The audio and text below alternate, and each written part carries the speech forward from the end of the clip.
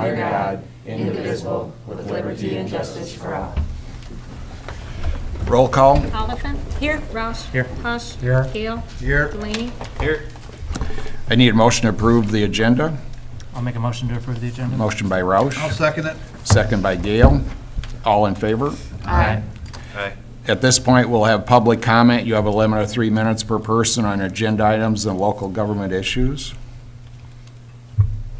We'd like to welcome Andrew. He's one of our Eagle Scouts. He's going to talk about his project that he would like to do and get the council's approval for putting in something at the dog park.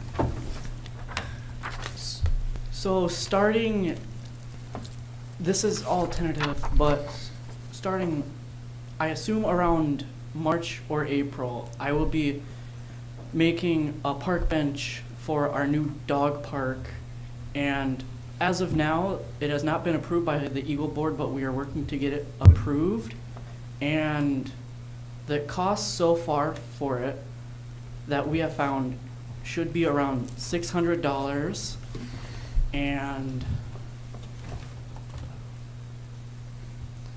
for the most part, it's all planned out. It just has to be approved by the Eagle Board. So I know that when we had discussed it, I had thought that, obviously it's not a large budget item, but that if Andrew was willing to go around and make an effort to get some small donations, that I was planning on through the park board to be able to also contribute something, as we obviously have expenses towards tables and things like that. So I thought if he makes an effort to try and raise as much as he can, and then we can kind of come in at the end if the council's not opposed to that. I don't think we need an official vote on it, but as long as everybody is good with it, then usually when they have a project and the board, the Eagle Scout board approves it, then I have to sign it on behalf of the city as well.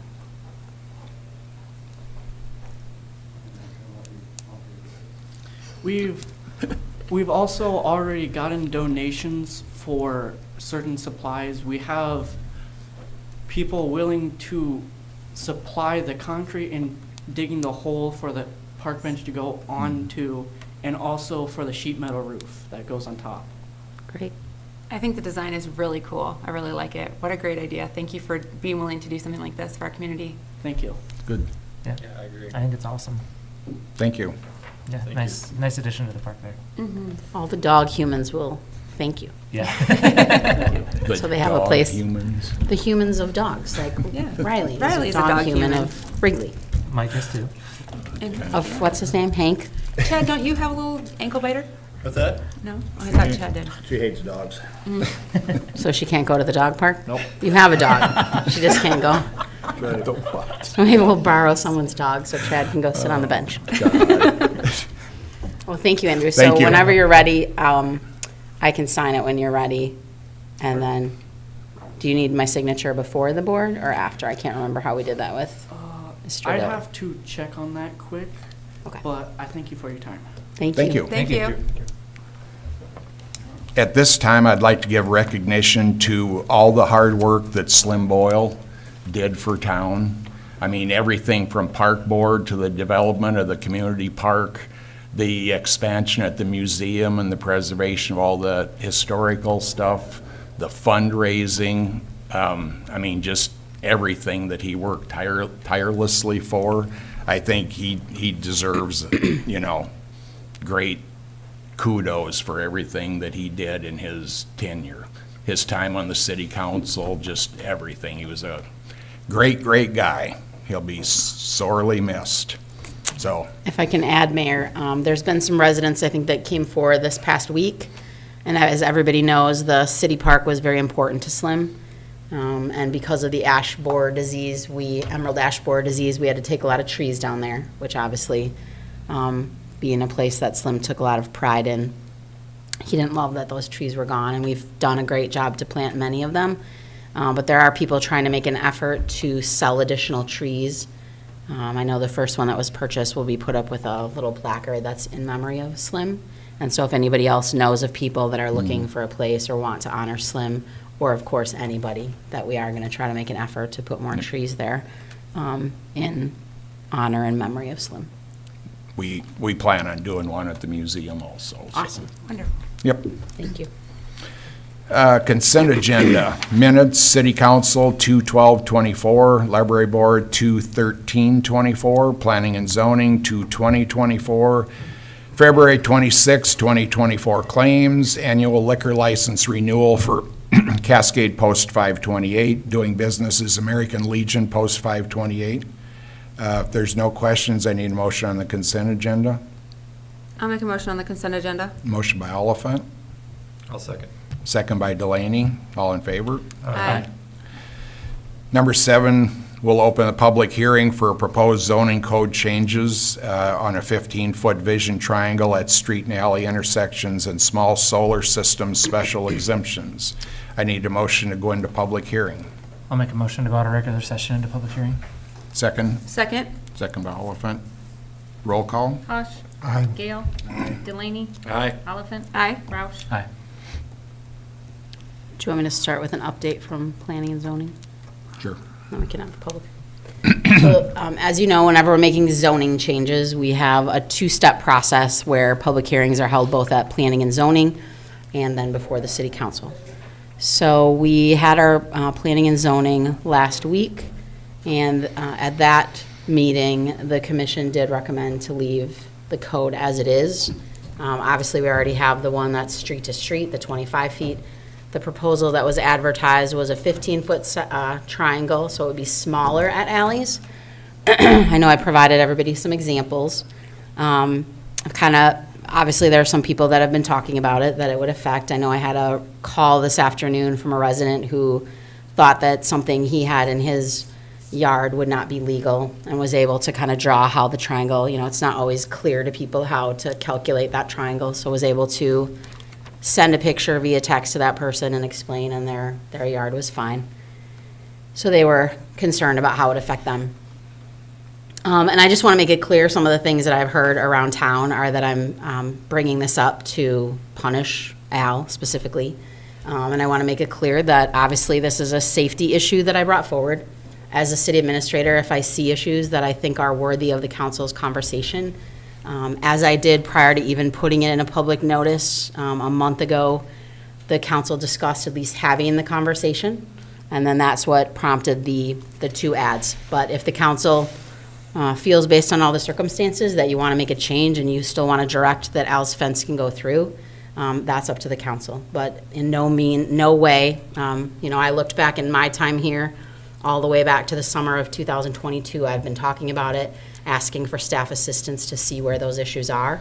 And unfortunately, it's taken longer than some issues have. And so by no means am I have any negative feelings towards the Reese's for applying for it. It's just that from my perspective, it was something worth having a conversation about before I approved it. And so if the council wants, to either make no change as the commission thought, or if you want to make a change and say because his application came in first, you want him to have his fence as he proposed it, I respect that, and I have nothing against them for their application. So when I heard that this week, I just want to make it clear that I did not bring this up and have been talking about it for a year and 9 months, and long before Al and I ever had a conversation about a fence. So I just want to make that clear. So I don't have anything else. That's just the update from the planning and zoning. Good for the public? I'm assuming no one wants to talk. For a guy that hates public speaking, I'm getting pretty used to it. You don't do too bad at it either. Fifth time I've been up here. As you can see, I wrote some notes. Everybody get a pillow. You got 3 minutes. No, that's before. I get all the time I want now. I'm here tonight to ask the council not to change the ordinance from what it is right now. Lisa, thanks for your clarifying that, water under the bridge.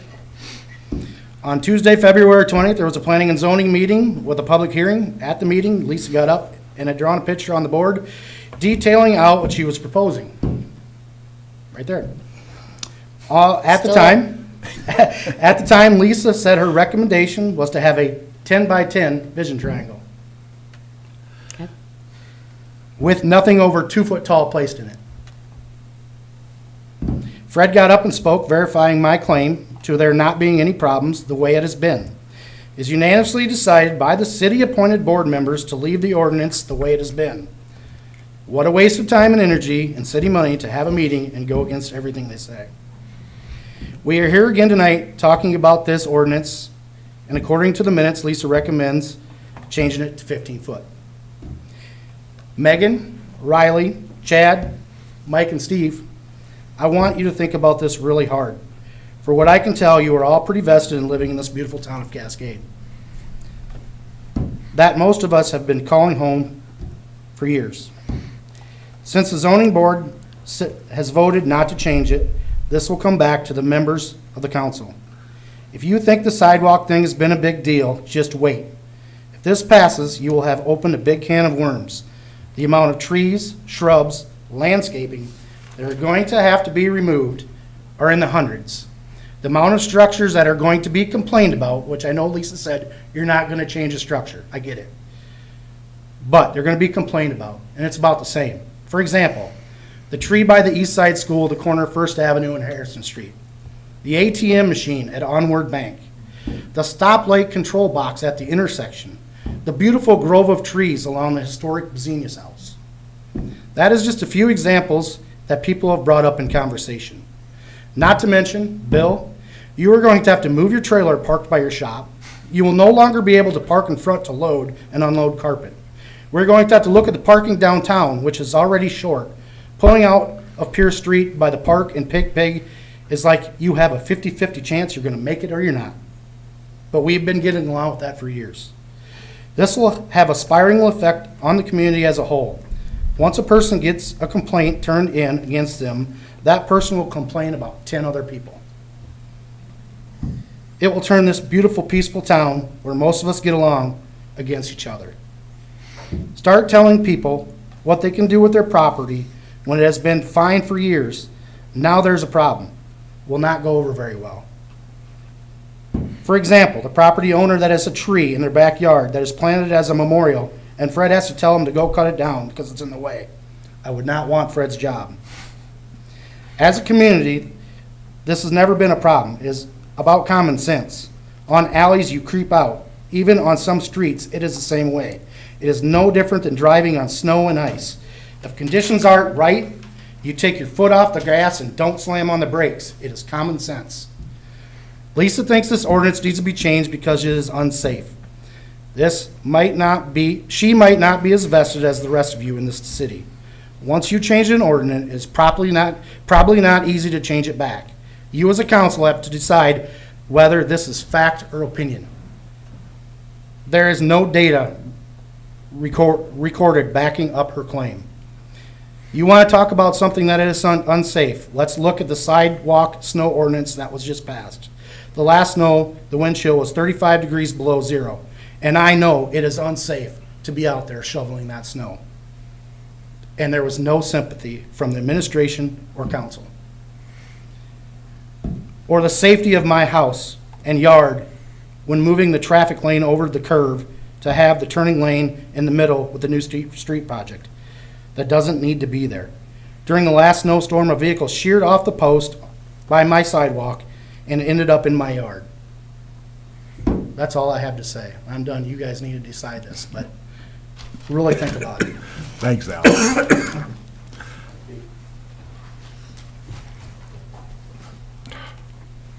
Hi, I'm Phil Lehman. I'd just like to ask Fred a question. Have you had any people complain about visibility? Not for the police department. Do you feel it's a safety issue? Okay, that's all I have for tonight.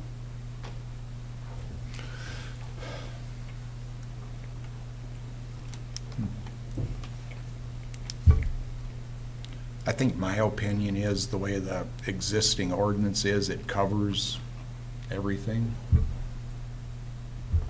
You're talking about having it just at the streets?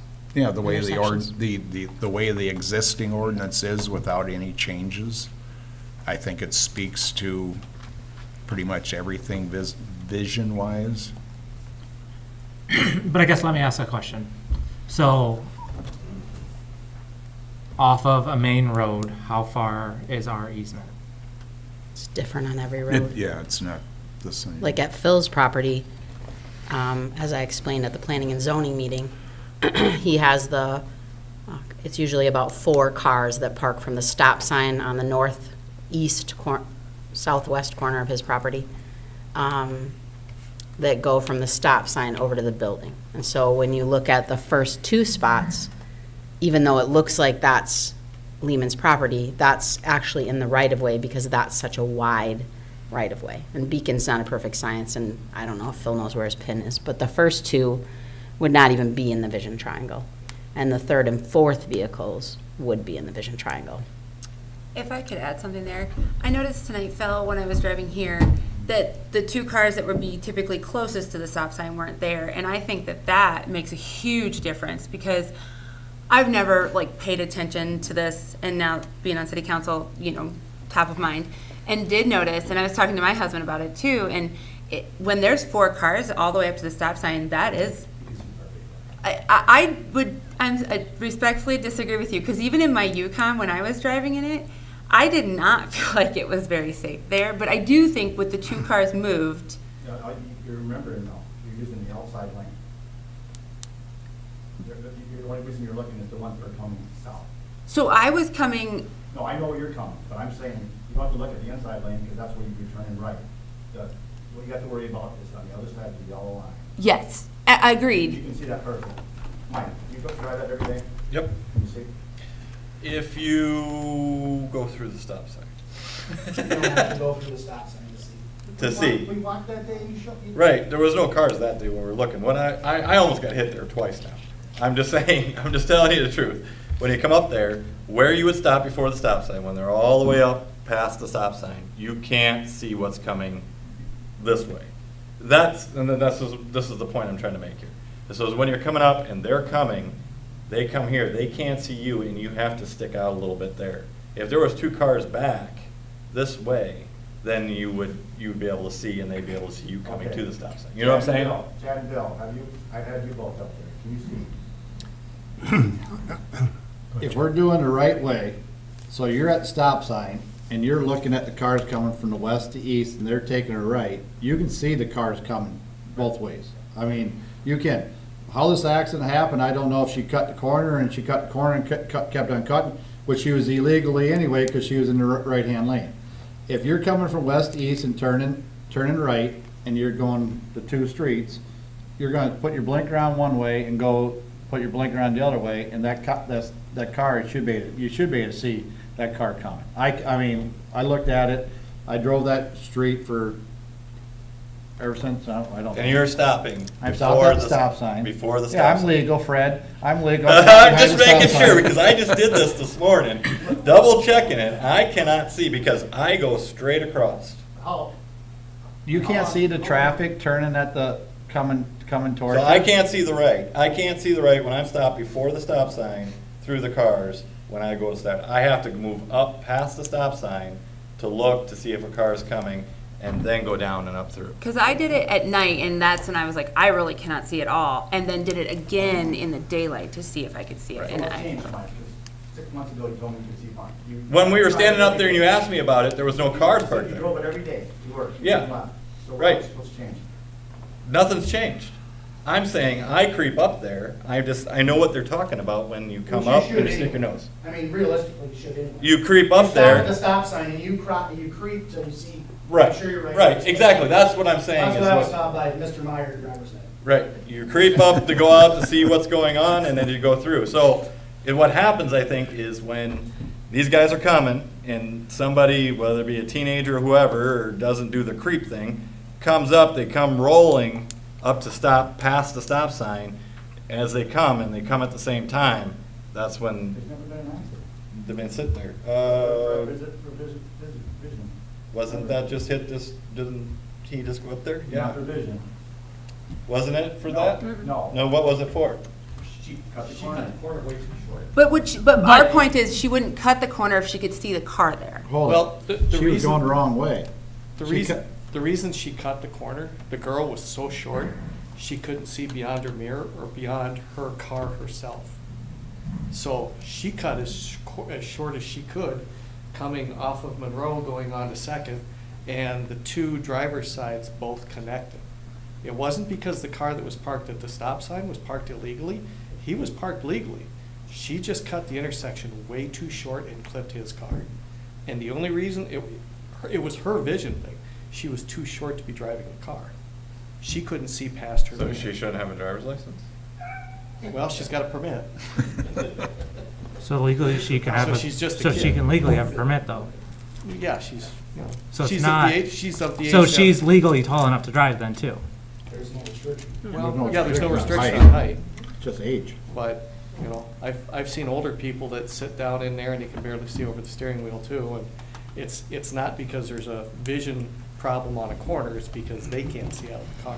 But like, That's where the okay, so problem me turning, so I lived on Third, and then before mom and dad moved, and then I live out in Oak Hill, and like, I go that way all the time, like, I've done it multiple times where I've cut that corner short. Yes, it's illegal, but like, I've had to swerve to like avoid a car because I couldn't see them coming. And You shouldn't have cut the corner. I agree, but people do. Like, That's the person that's at fault. Would have helped to move the stop sign ahead.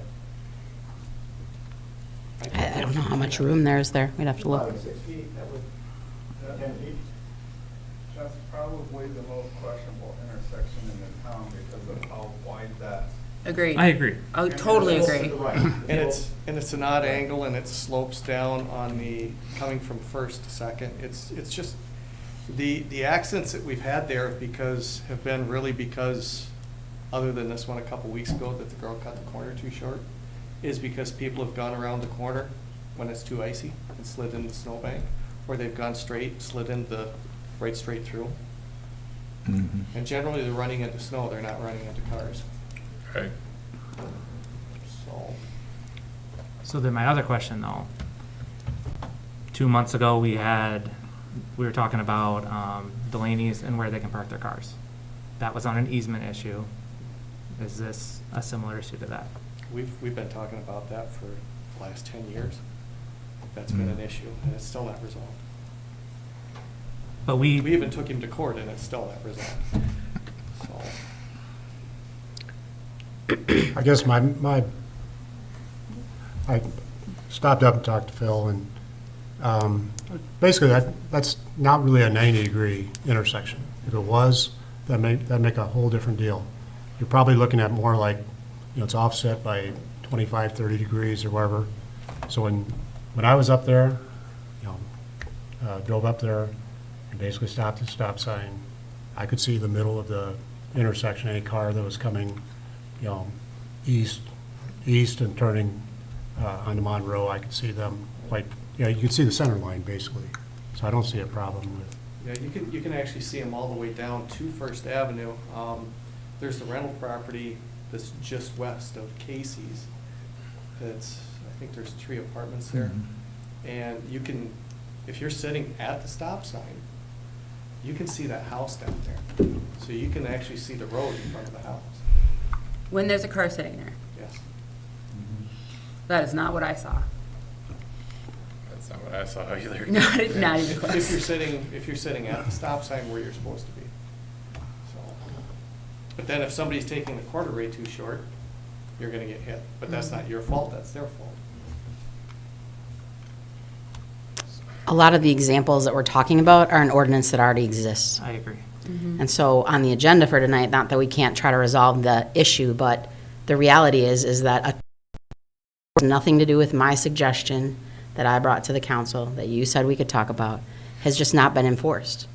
And so if we want to go with complaint-based, I can tell you that I had 3 phone calls from people who leave the pool or who leave Legion baseball games, and they go on Van Buren, which is one of the middle streets of the Tyler to Jackson area there when you're heading southbound from 2nd Avenue. And there's a gentleman there who had a huge bush in the way, and people complained all the time that as they were approaching First Avenue, either turning east to go towards Oak Hill or west to go back downtown, that no one felt safe because they couldn't see there looking to the east. And so I sent them a letter and asked them to trim the shrub down to 2 feet, and now we don't get complaints anymore. So if we're doing it based on complaints, like I know that I didn't ask the gentleman's name because I don't think that when someone comes in, and I don't send them over to the police department when it's a zoning issue. Obviously, if there's a speeding, parking, we obviously call Fred or Brad, who's ever working. But the gentleman, so if we're doing it based on complaints, like the gentleman did come in, I didn't ask him his name, he's an older gentleman, and then I saw him 2 more times, one at the grocery store and one at the gas station, and he said, what are you doing about that? So the struggle that I have, where I'm not trying to be difficult, is that you have adopted a code that's in the zoning code for many, many years. So if you want, and I got asked at planning and zoning, is why are they complaining?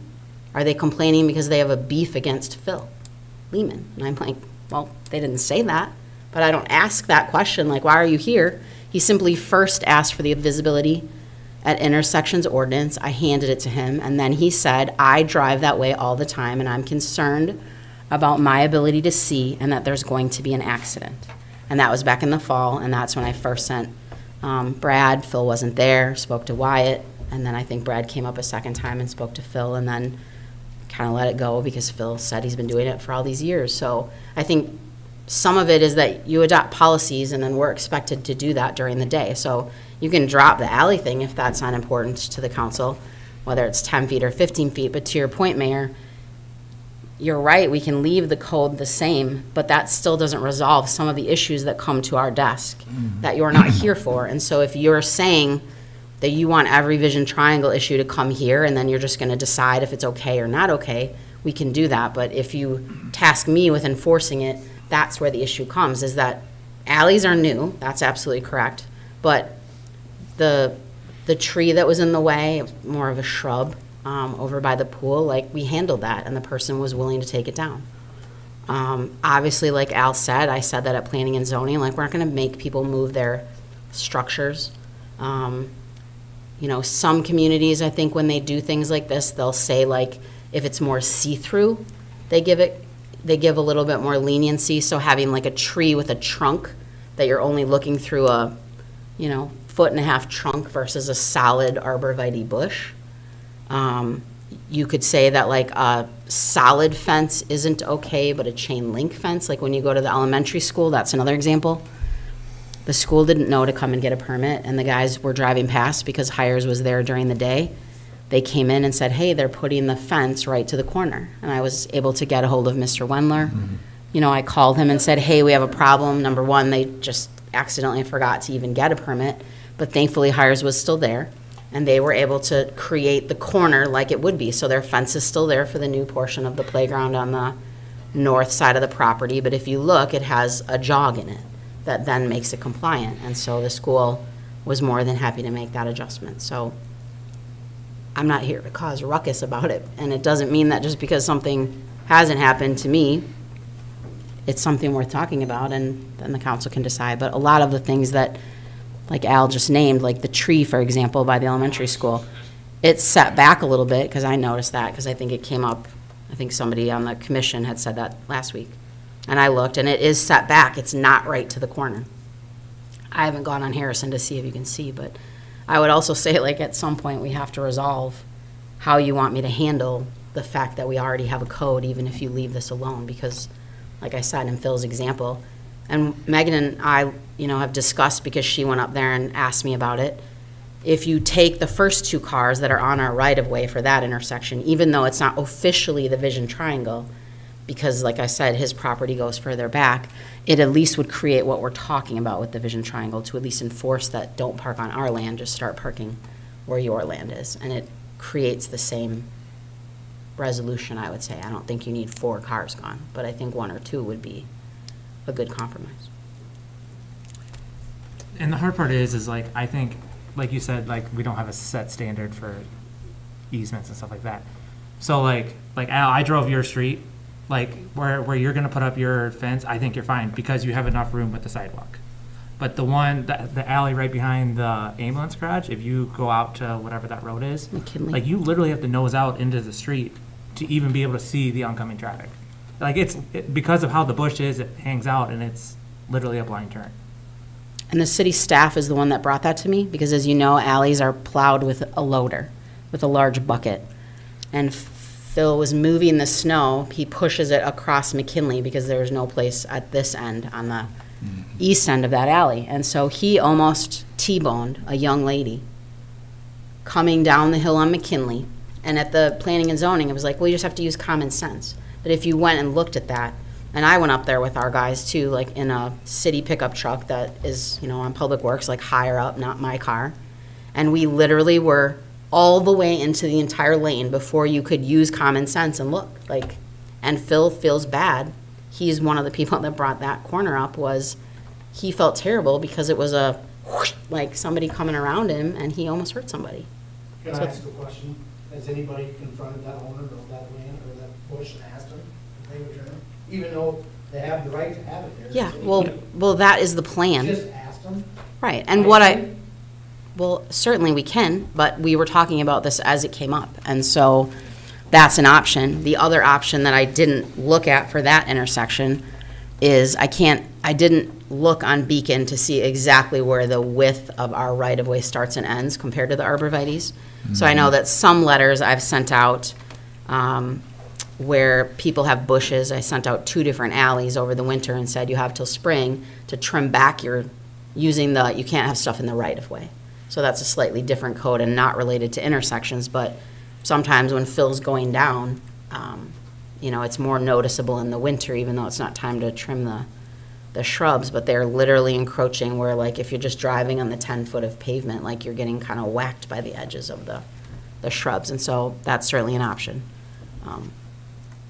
once we get this I do resolved. think that, I agree with Al, I do think that if you contact somebody, send them a letter or whatever, most people are gonna not cause a ruckus about it, they're gonna trim stuff that's in the right of way or in the vision triangle or whatever. And like I said, too, this was before Al's, but as everybody knows, Ackwen was bought that house, and then it was moved south of town. And there's conversation about their fence. And I don't think they had made a decision if it's 4-foot, 6-foot, solid chain link. And so that's that same thing, like the corner, for sure, they have to make the jog like the elementary school at Third and the highway. But then when you get to the south side of that lot, and it's the alley and the highway, like, they can put a 6-foot solid fence there, as Al can, if we don't change anything. So.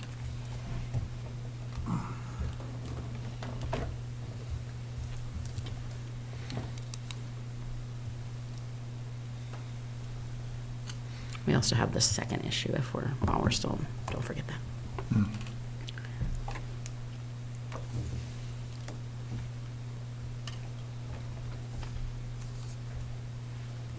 So it's everybody's thoughts?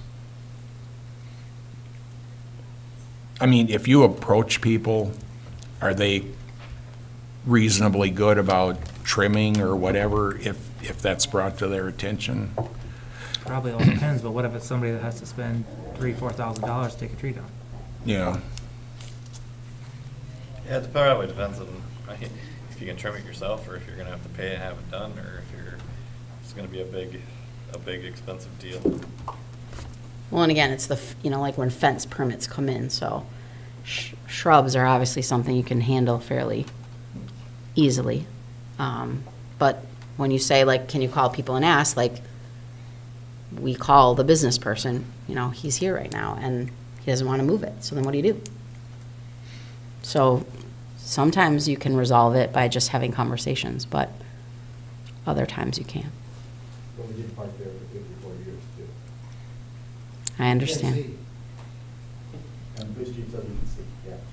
So then again, that's where I understand that I look like the bad guy to all of you, because Fred says it's okay, but we take an oath to uphold the law. And the law doesn't say we evaluate vision triangles based on what the staff thinks. It says it's a triangle. So that's what I struggle with. Like, I respect if Fred doesn't think it's unsafe, but that isn't what it says. Like, there are things like, I think stop signs, for example, I think the code says that the police chief can order a stop sign up, but it doesn't say he picks where you get to park or put your stuff. Just in a gray area, we just vision triangle throughout the whole time. I've been trying to get a list, trust me. I know. I could help. Exactly, that's what happens. That's why, to me, we don't enforce based on people making complaints, because just like Al said, and just like you just commented, as soon as one person gets the call and is requested to do something different, that's exactly what they do, is start driving around. So in my mind, it's try to get as much enforcement as you can all together, instead of just waiting till someone comes in and complains. Or if we have an accident and then do it. You know, have a vision accident and then do it instead of doing it before, because there hasn't been. Well, one thing in these intersections, you have ones that are controlled either with a yield sign or a stop sign, or like alleys. Alleys go onto a street is a stop sign. So do you treat those differently than a completely uncontrolled? There's no stop Intersection. signs at alleys. I was gonna say, I What's don't that? think, I There's didn't, no stop signs at alleys. But you're required to stop. You're required to yield, right? You're just No, required to stop. yield, you don't have to stop. You are. I mean, if there's any traffic, you have to stop for it. But what if there's no traffic? Yep. Can you get a ticket for not stopping? If you look at most of our alleys, there's a dip at the end of the alley. So if you continue on through the end of the alley onto the street, you're probably gonna bottom out your car. So. sounds you're like gonna a wanna stop. teenage boy's dream. But, Yeah, but aren't you? some of them are. But aren't you required to stop, Fred? If there's any, if there's cross traffic, yeah. So So if it's- there's no traffic, you don't have to. So it's You don't have to uncontrolled. stop, you still have to yield, you still have to use some caution. No, I'm just saying, if Coming out the, if there. the street's empty, I can. Yeah, you have to make sure that you're merging on from an alley onto a street, you have to make sure that there's no traffic coming. Right, but you couldn't get someone, you wouldn't give someone a ticket for rolling through a stop. Like you would Well, if there's a stop sign, because, Technically, there's no stop sign there, so Right. no, you wouldn't give them a ticket for that. so it's okay to roll at least. So technically it's a Roll yield, through it. right? Yeah, you could, but you still have to yield So the right of way. You I'm still sorry, have to but like stop. on Second Avenue, there's, where it's a street going wherever, that's different than an alley going on to, Which Second Avenue? on 136, Johnson Street. Okay, Second is different than when you go down to Al's. Are you required Oh. to stop at all? down there, Yeah. Aren't you required to stop before you get on the 136? onto 136? Sure. I would stop there just to make sure there was no traffic coming. But everything on the highway has stop signs. Yeah, No, But like legally. legally, no. there's You no wouldn't- yield you wouldn't be signs on the required- highway. You wouldn't be required to stop So there. you just but run right through it. Well, you're I've still never gonna heard wanna that. yield the right of way. Second Avenue onto 136 and Third Avenue, there is a stop sign. Yeah. There's no, So you're required to stop at a On street, Second, Third. but not an alley. But Right. 'Cause there's no Streets stop are sign. not on the the alleys. What's that? Are you talking about the alley, or are you That's talking what we're about talking about, Second? alley. Okay, Yeah. Pulling So like out. right behind Al's house, there's not a stop sign there. I so know, you but still have to yield aren't you the right of required way. to stop? If there's no traffic coming, but coming out of his alley, there's a dip. I'm gonna stop going onto 136. But it's You're more gonna like, bottom is your it car out. you don't have to though. It's not required, but you still have to yield the right of way. Right, but if you can see and you want to go for it and you have a big old not bottom out vehicle, you don't have to stop. That's all I Wouldn't be think is. required to stop there, because there's not a stop sign. You are required to yield the right of way for oncoming traffic. But I think like Bill, like on the highway, everybody has to stop at the crosses, but like on Buchanan where we just I'm made talking about Al's down there. Yeah. That's a Al highway. or alleys. His The alley. street is Third. He has to stop in front of the house, but not behind, Correct. right? The alley onto 136, there, you are not required to stop. You have to yield the right of way, but it's a yield. So you It's just not blow, a stop. so you just blow through there. I've never, I've never I- seen I one wouldn't, person but- roll through there. Yeah. It's just what's legal though. Like, we're not saying you should, but it is not illegal. well, I'm Well, just you saying, definitely that'd be should. nuts. We're just talking about, is it actually illegal? No. Could you actually just zip right through that thing if you wanted to?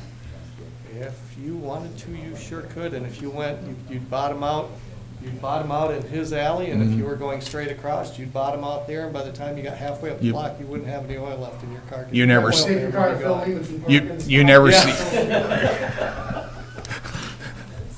see, yeah, you never see anybody not stopping at an alley entrance. I've, You know. I've had worse problems at the stoplight down here. Yeah. Where I'll have a green light and people will pull right out in front of you because they've got a red light.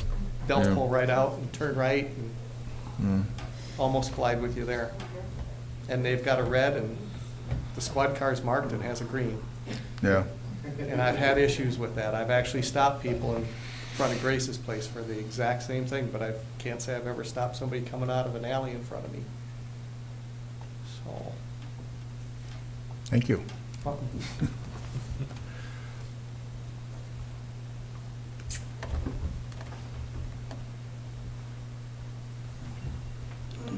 Are we at solar systems? If we want to be. Anybody, any other questions on the vision? Anything? None? You gotta go out of public hearing first. If none, we'll go to the small solar system special exception. So this has been talked about by the Board of Adjustment for a number of meetings. I think since I've been here, we've had 2 applications to the Board of Adjustment for solar systems. They've all been residential roof mounted. When the board has discussed kind of what's more common compared to when we adopted that ordinance, and then when the vendors come in to kind of help explain the projects for their property owners, they've said that most communities are sort of moving away from as many restrictions. So our restrictions currently, if this code would not change, would require you to come before the utility and talk about how your system is going to connect into ours to make sure that there's no danger to anybody working on the lines. So that's an approval process by the utility. And then there's a building permit that you have to get. And then the third thing, which would come in the middle of those 3, would be a special exception.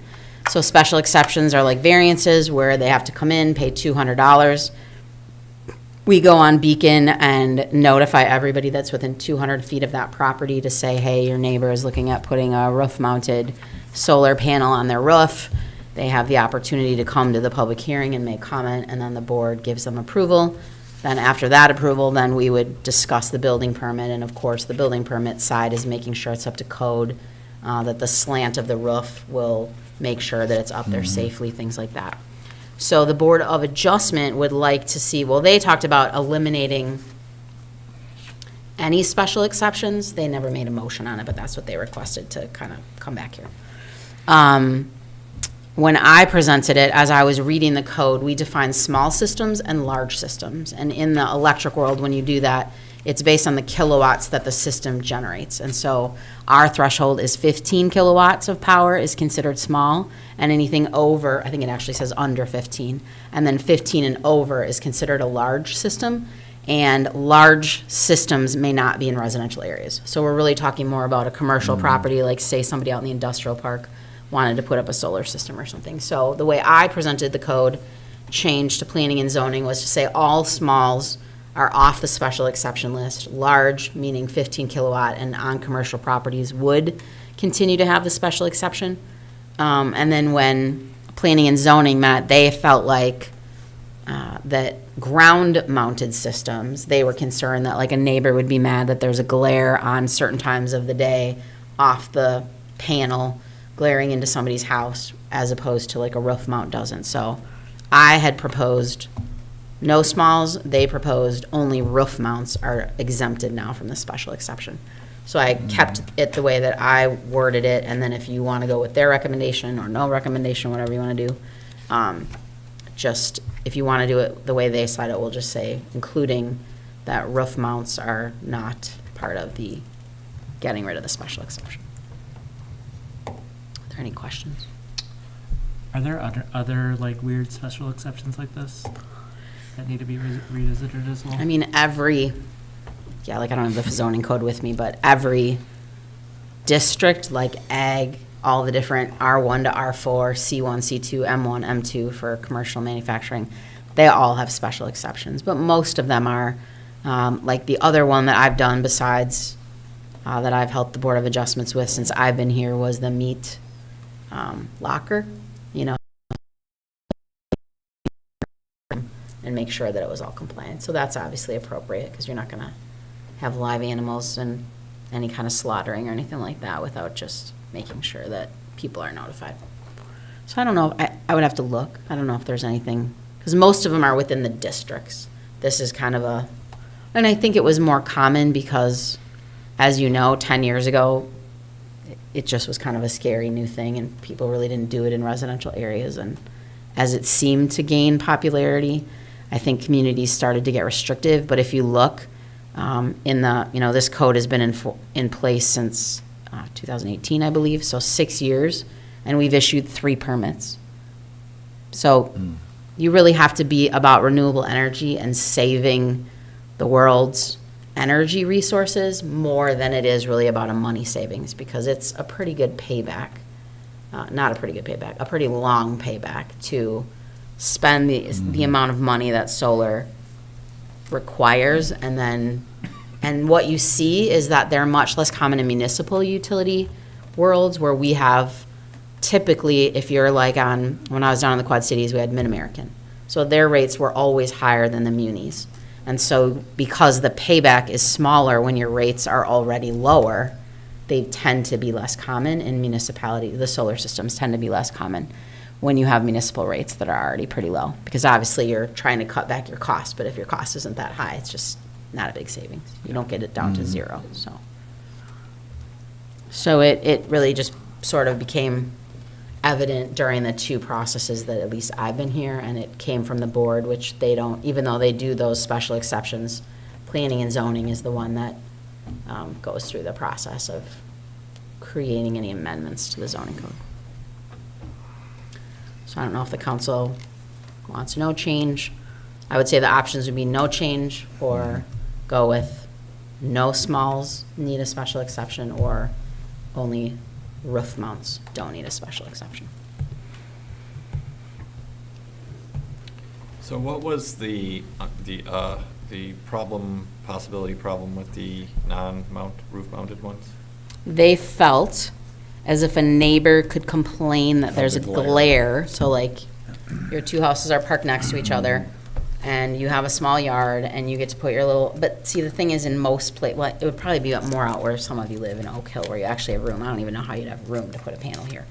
But if you did, and then it points south, like the south is the way that the panels have to point.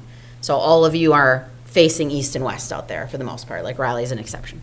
So if all of you that are east and west, like Mike's house, Megan's house, you're east and west. So if somebody to the north of you puts their panels on their south side to get the best sun, they're pointing, there's a slight angle, they're kind of like this. So if you had a 2-story house, not that there's very many out there, but you have this, and then it's glaring up into your house, as opposed to when it's up on the roof, it's not glaring anyway. So that's what the commission thought, that the neighbors should still have something to say. But again, I think it would probably be hard pressed to say that because you are afraid of glare, that you're not going to let somebody put it up there. I think more so than that, it's just aesthetics. I mean, these panels are, can be like 30-foot wide and Yeah, they're not pretty. 12-foot, and they're Huge. more of a structure. But it would probably be hard to just say, like, if we really don't want them, then it would be better to just say we don't want them, as opposed to. Well, they can go in commercial or industrial, or, I would say if you've got a big enough lot, there's no problem putting them in M1 or. Right, your but right now, we grade. don't say you can't, you're saying like, don't let ground mounts in residential, That's correct. but that's not what the code says. I know. I mean, So we that could would do be that. I'd hate to see somebody put a 30-foot by 10-foot, I mean, these things are rather large and they're made of You're saying on the metal. ground. On the ground. Yeah. In residential. So then what you're saying would be leaning toward allowing the roof mount, but happen to have the special exception for the Ground mount. ground mount. You're saying Or don't not allow it. Not allow it at Just all. don't allow I it. think is what Bill's saying. I don't think if you. Well, I'm Either- saying that would either generate way. that. You know what I mean? They'd have to come in, and then they would have to get approval depending on lot size. Because there are people that have really, like your sister's lot's huge. That have really big lots, or maybe they don't have a neighbor that's behind them that's going to be an issue or so. But that would trigger that. They would come in, they'd have to go through, they get reviewed, and then You know, it could be all just the neighbors would be, involved, yeah, Involved and with then those have, be able to decisions have if their there's- say if they have a problem with it.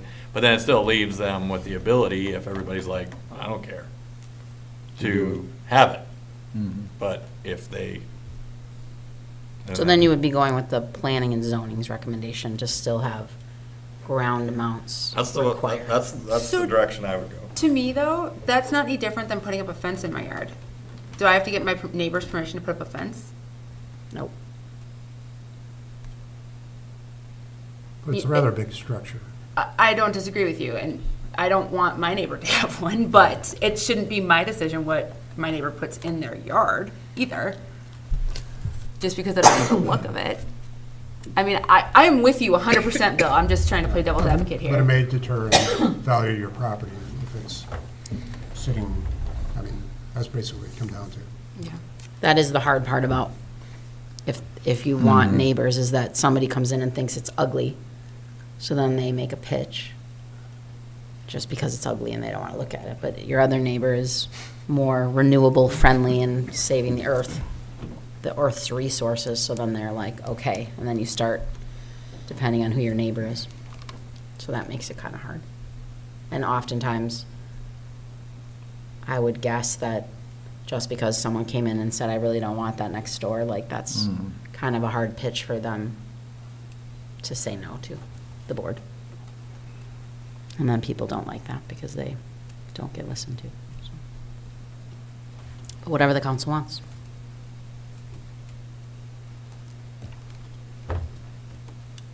And if you want, if you don't have any questions, we can go out of public hearing. Yep. And then we can talk about the two codes. I need a motion to go out of public hearing. Make a motion to close public hearing. Motion by Oliphant, I'll second. second by Roush. Roll call. Gale. Aye. Delaney. Aye. Oliphant. Aye. Roush. Aye. Hush. Aye. Number 9, consideration of ordinance number 05-24, visibility at street and alley intersections, and this is the first of 3 readings. If there's no questions, I need a motion.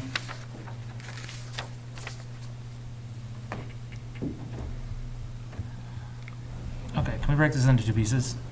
Is everybody, okay, first piece, are we keeping the ordinance, original ordinance, the Vision Triangle ordinance as is? That's not even on the agenda. But that's all part of this ordinance, right? Right, but I didn't advertise that you were looking at changing the street to So street. so it's only the alley piece. I mean, if you want to change the street to street, you can, but I'd have to redo, because the ad in the paper clearly says we're looking at alley streets. Gotcha. Okay, ignore that first piece.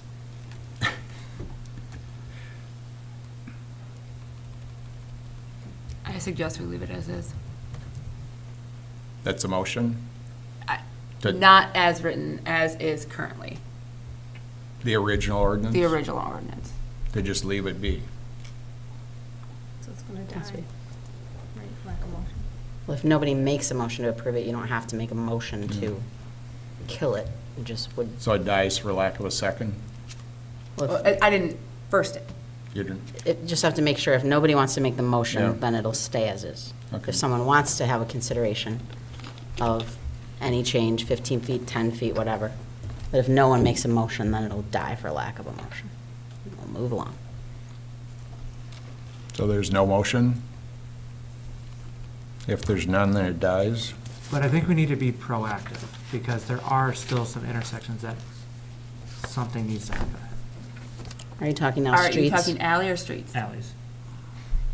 So you just want me to make a, hey, we'd love for you to do this, but there's no code letter? I'm just saying, because usually when you send a letter like that, you say, here's the code.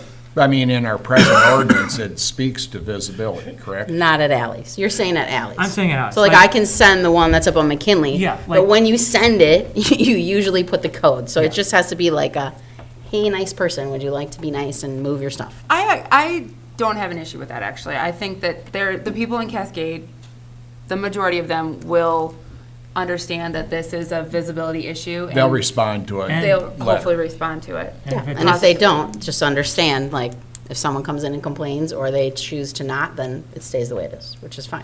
Like, we Yeah. got lots of paper in City Hall, so we can send out letters. We just bought some stamps before they went up too, so. Forever stamps? Yes, forever. Will last forever. So we can certainly send them out. But again, to your point, even though it's not what we're talking about changing, like, we have issues with vision triangles in the part that's a law. And if you want to put that on another agenda, like I researched a number of communities. I know, Bill, you said, I think you said to me the other day, like, why are we making things up, or why aren't we following what's best practices or something? And I reached out to neighboring communities, and many of them have the exact same code, and they have the 25 feet. Some of them don't say street, they'll say right-of-way, so they probably could interpret it more loosely to both. But I do think, like, you know, everybody has said it's not a big deal in the alleys, but it is kind of a big deal at streets. And so if we have the code, we do need to enforce it, even if it's not popular. I totally agree. I do too. So. Everybody good with that? Like, we're gonna have to, like, Phil and you and I have to sit down and try to come up with, if you're willing to at least move the 2, and I know that you had brought up, you know, that your customers will drop cars off at night, so maybe we have to talk about what we can put there to, you know, even if it's a pretty flower pot, and Monica's here representing the garden club, so, I'm kidding. Or- You know, put like a flower pot that's only 2 feet tall and. Or ha- a parking curb or something. Yeah, just something. Like, obviously, it's, Yeah. I don't think we need to go to the extreme of 4 cars. but I don't either, not at all. I think that we can, we'll have to talk about it. Yeah, I don't think in any way, shape, or form, if 2 cars are there, that it's any. 2's where it needs to be at the front end. Right, I don't think like, you can see just fine going through. It's only when you get up like right at the stop sign there and that next spot over that you really get up the stop sign, you can't see through. So I think the 2 cars more than enough. I think. I do they have a weren't question there. though. So Phil, you made the comment that the Stop sign. stop sign's way far back. Like, Fred, is that normal to be that far? Just a screwed up intersection. Yeah, that's fair. Yeah, it is. That whole kind of. Because I think, because when you come over, oh, it's sitting where it should be, but I think. Well, there's an because of engineering his- standard, so more than like what we think, I think we have to go to From like the- MSA. And usually there's like the radius of the intersection, and then it's so far Back back. from that. No. No. Not saying that. It's a phone call to Jake. And Charge down. there's another stop sign that I'm thinking of, if you go by Cascade Elementary, between where Dagwood's old lawn care building was and the elementary school. The stop sign is Is quite a all the ways way back. And then if you look, on the left side of the road, facing up the street, there's another stop sign. Right at the, kind of, almost right at the intersection. I noticed I was walking yesterday and, what's the side street to your niece? Kathy? Well, whatever the last one is, I can't remember. Cleveland, maybe, the last street before McKinley. There's that old barn that's like a pretty, Yeah. you know what I mean? Mhm. I think it's Kurt Cleveland. Miller's. So look, when I was walking down First Avenue, like that stop sign is ridiculously far back. I don't know. I mean, some of it is just maybe how things got said, and I didn't pay attention to how far back yours is, but Yeah, the guys who look, but that might be a fix for most of us, is moving ahead. I'll talk to Jake and just find out like what the standard is. You know, because a lot of times at busier intersections, you also have your white painted line. That's the line that you're supposed to stay behind. So we'll look at it and then I'll give you a buzz. Thank you. Well, and the other thing in regard to you, Phil, is that you used to be able to park cars on that street that faces north. And the turning lane took that away. On Monroe, on the west side of your property, right? Yes. That was always a parking area. When it was one big Yeah. wide lane instead of 3 painted Yeah. lanes. So that'd be another alternative, is take away that dedicated right turn lane and just consolidate that into the other left and right turn and straight ahead lane. You know, you might don't- run that by. Yeah. Yeah.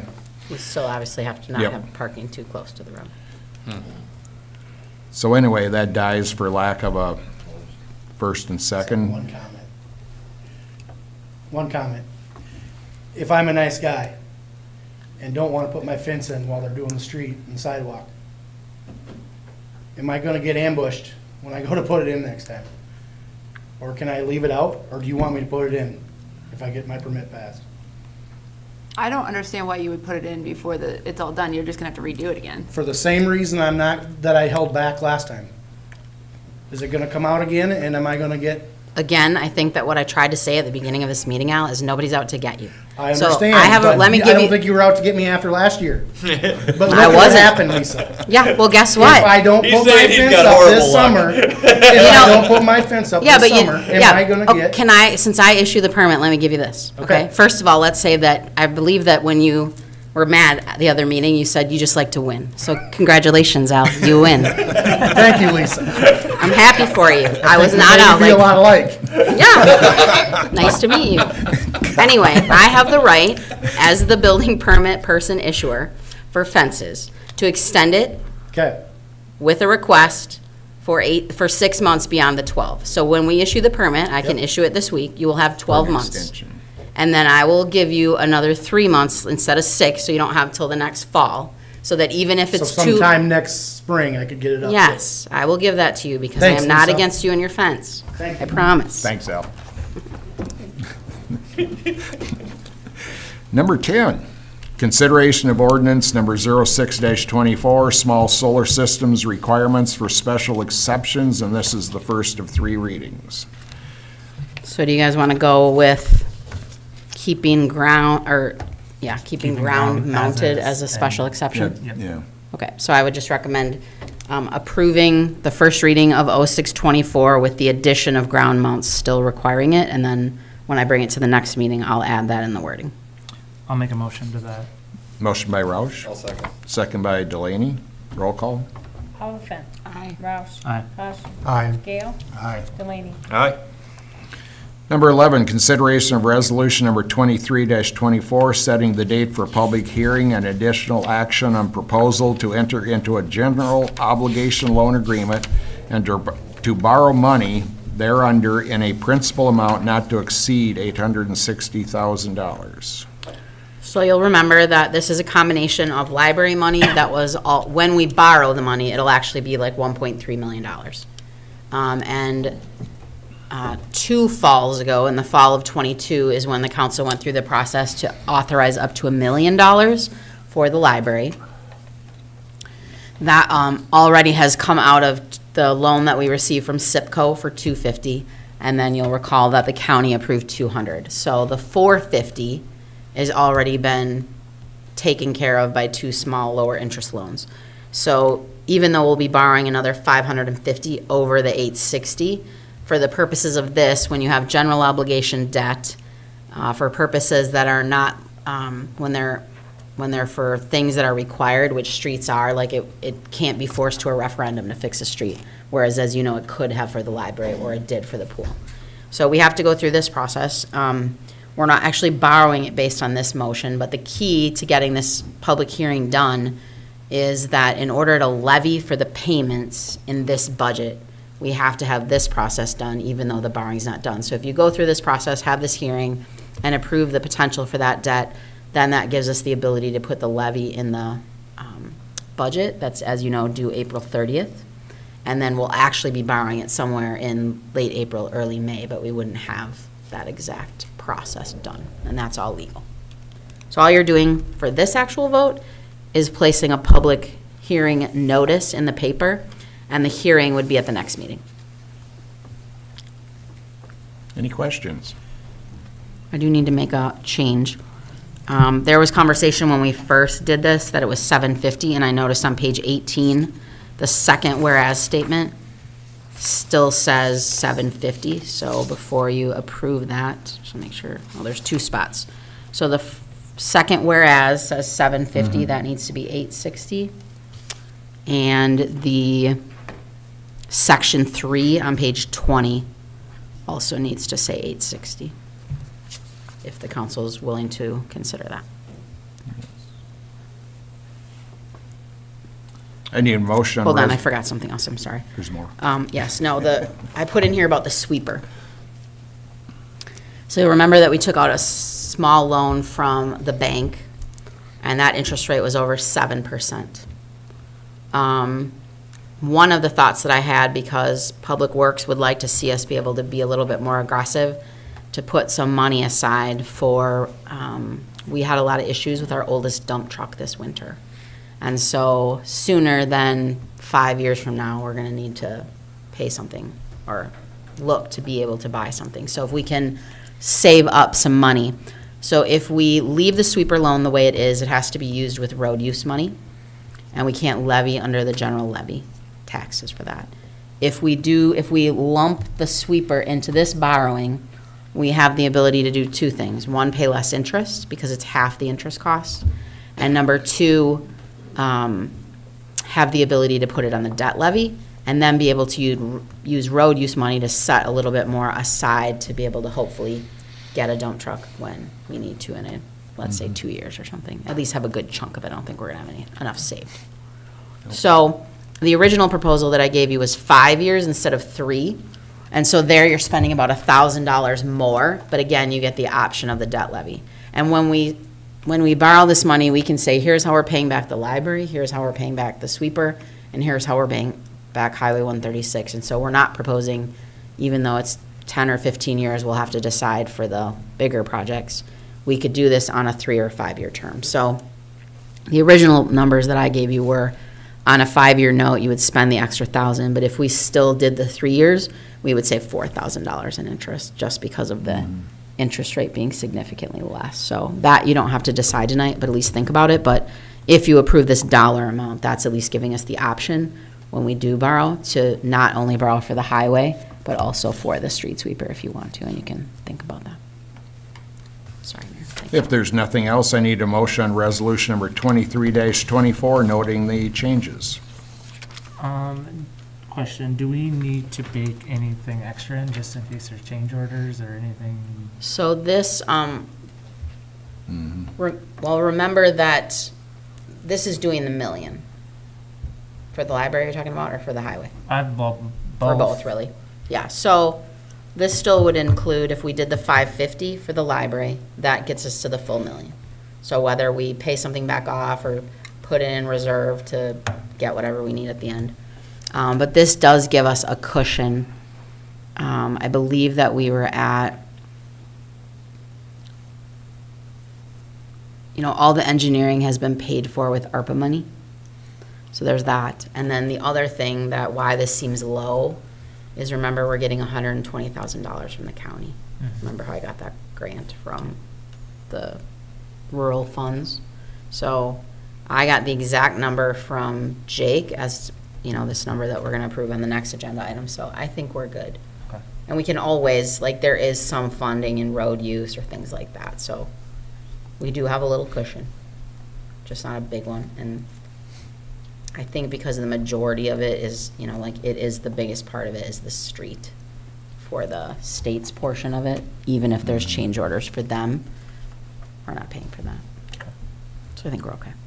But there is a little cushion. I need a motion.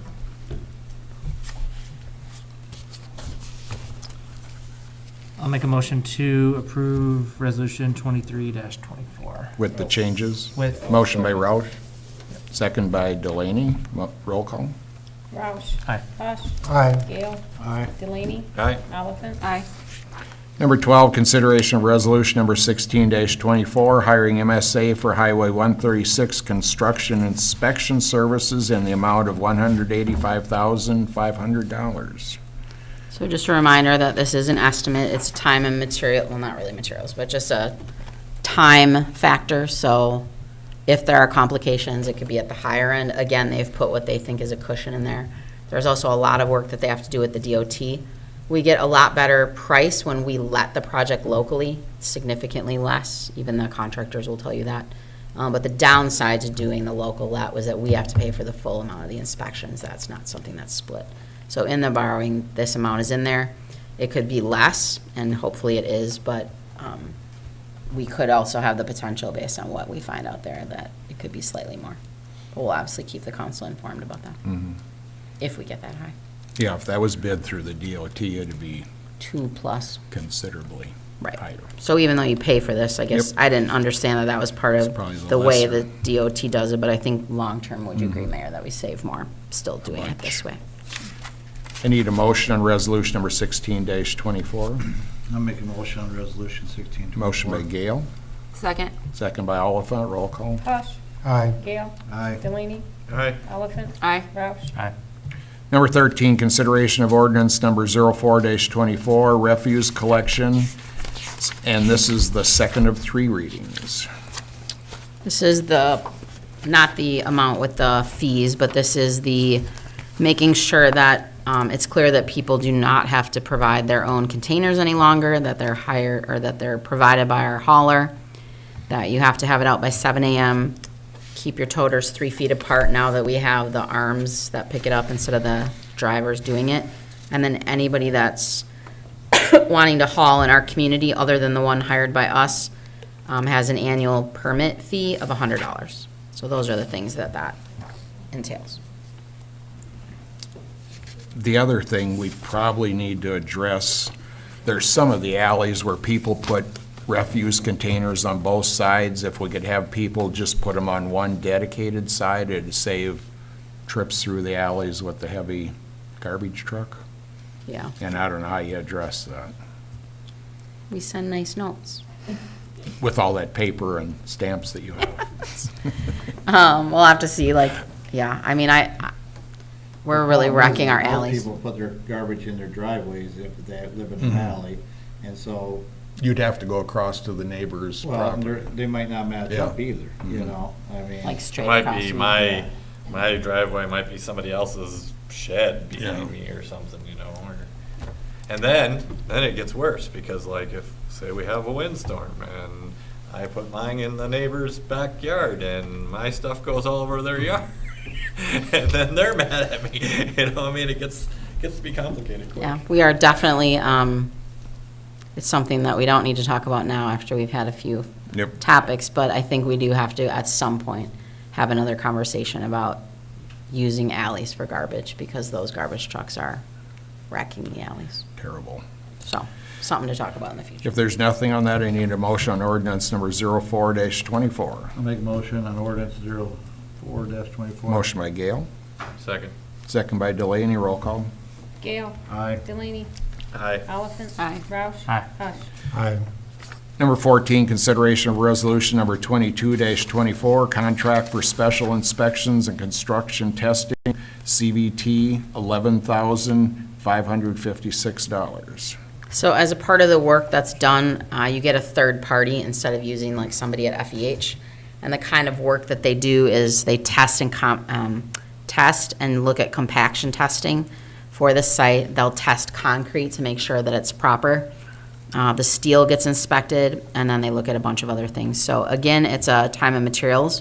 There were 2 quotes given to FEH based on the estimates. One was at the 11.5 that we're recommending, the other was 25,000.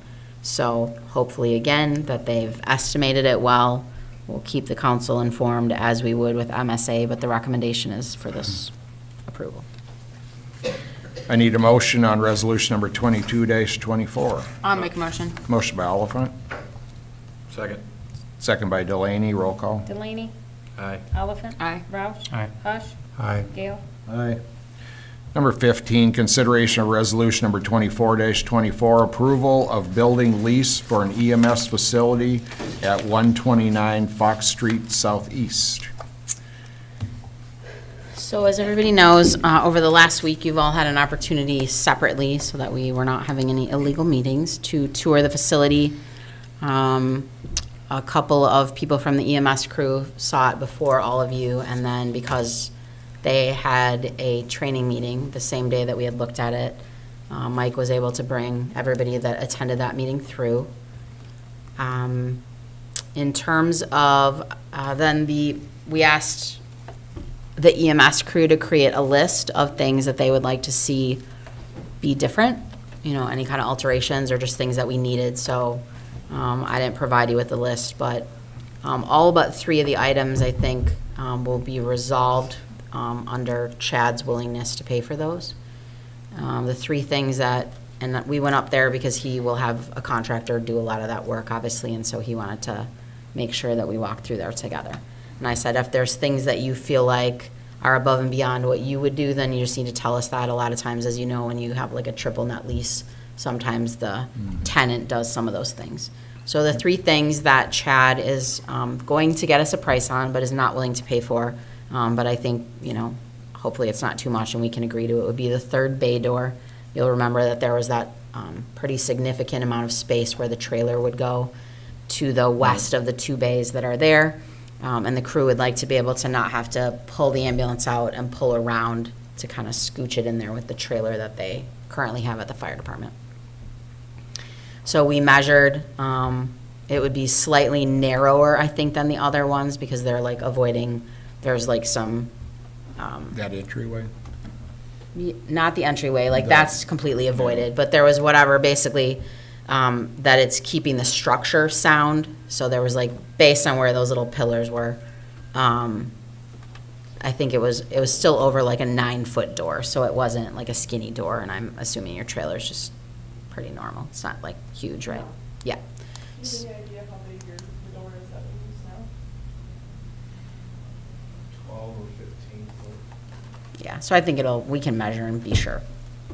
Just measure the one that you have or whatever. But anyway, they would also make it equally as tall as the other ones. So that was one thing that we would have to pay for ourselves. And then the other two things are, the crew requested that there's a window in the large office in the center that they were not gonna use for an office. And they wanted to be able to go from that office straight into the garage, where there's a window right now. So it would just be reframing it and installing a door there. And then the last thing, if you remember, there was that extra, like, kind of side room to the shop. And then we talked about putting that wall there so that you could store things and not have them be in the middle of the garage with the diesel and things like that. So putting up that wall. So it would still be done by Chad's contractor, and they will give us a price for those three things. So I don't think it's going to be significant. My recommendation would be that if we can just kind of keep these things rolling, if the council's supportive of that, that once we actually get the amount, we can come back for another decision. Like, there is significant interest being earned on their savings for the ambulance. So even without taking ambulance money away, like, there's interest that we've accrued that I'm sure would cover that. So if we feel like we can't work it into the budget, that we would take it out of there. So my recommendation would be to approve the lease at the $1,500 a month. That's what Chad is asking for on a 5-year term. I would then negotiate the final language, but basically we can give ourselves like renewable year at a time after that. We would start at June 1st is my recommendation, so that if we're going to terminate the lease at the current location, that ends July 1. And I think that we've all agreed that a month's time will be ample. You know, they obviously have a couple months' notice, but the actual, like, physically having both facilities, that they can start moving stuff over. I offered that if the crew wants to do it on their own, they're certainly welcome to with their trailers and things, but if they would like help from Public Works, that I certainly said if we can find time during the days or they have larger things, that the guys can help move stuff over there, so that it isn't just all on them. So you've already made the decision to move us? Like, there's no discussion? Well, there's going to be discussion. I'm asking, sorry, that came out funny. I'm just Yeah. asking. That's what we're talking about. Okay. So there's really no other existing facilities that have those kind of doors. Obviously, with the 2 large projects that we're doing this year, I don't think, based on the concerns that came out of the study and from the crew, that, wasn't like we didn't know that some of those issues were there. I don't think that we have the ability in the next couple of years to build them a new facility. Doesn't mean that it can't be someday. And talk about where that is, or if that's somehow connected to fire and different things to work that out. As I emailed all of you separately, because it was kind of after the packet was figured out, another person in town approached about building a new facility. But if you look at the price of that, although he did not know exactly what we needed, I basically took the square footage that this facility would provide and then took what he said he would need to get on a per square foot basis annually, and that was $2,500 a month. And so, knowing that Chad is making significant improvements, like, it will look like a brand new shop. Like, he's completely gutting the kitchen when we went there. The washer and dryer will be installed at the end of the kitchen, actually, so you don't even have to have it it'll be kind of right by the shower. He's replacing the doors, he's installing a shower in the second bathroom and some sort of there'll be a sink with a vanity and some kind of storage for like towels or whatever you need in there. He's gonna completely gut the kitchen, put an island in there that like 8 people could sit around, kitchen cupboards, new fridge, new stove, maybe like a place for like couch, recliners, whatever. We'll provide the washer and dryer. He will address, there was a couple door issues, just like where they're not necessarily sealed tight for air purposes. There was an extra sort of lock that they could put in that double door that they were concerned about. There's 2 areas where the center hallway is a step. So the concrete on the shop side will be blended up, And then if they put the door, if you approve us putting the door into that office, that'll also get blended up, so there's no step in there. And then, when we were there today, the training room has, again, another step that, like, if everybody's in there at night and they're gonna trip or whatever, that'll become like a little ramp, not take that whole wall out or anything. So those two steps will be eliminated. Everything's being repainted, all new lighting in every room will be all new LED lighting. He'll put in those drop cords for you to be able to plug everything in. He'll have a wall hookup and different things like that. Personal door openers. Everybody, yeah, like he'll get whatever his garage door openers are and be able to get, you know, the remotes for whoever are the regular, you know, it doesn't mean we have to give one to every EMT, but if you're a person that's regularly responding, you'd get your own garage door, be able to open that, as you're coming up. There was a question about a gutter being put up on the side that's, when you kind of walk into the kitchen area so that it doesn't gain ice. He's fine with doing that. He's going to pour concrete on the west side of the building, so if the EMTs come in and kind of park, not over by the garages, but it's probably more if you have a meeting or something. So, I mean, he's making a significant investment, and he is charging us less than he charged the last tenant. So, I don't know, obviously, if any EMTs, there's 3 of you here, want to say anything about it. Oh, fire. Sorry, 2 of them. If you have anything to add, but I think it is, the other thing is, if we are going to vacate that property, we do need to decide by April 1, as our lease requires, a 90-day notice. So if we're not going to figure out something by April 1, then we're going to have to either pay for another year or stay where we are for another year. So, but if anybody wants, just, I think my biggest concern is. can you that just every- come up here, just only because of the video? Thanks. It's hard for people in the internet world to hear you if you're over there. I think my biggest concern is that everything that we've listed that we would like done is the same stuff that needs done at the other facility. The biggest thing that we're gaining by moving is space, which is great. But we need a shower facility in both. Both need to be gutted because they're disgusting inside.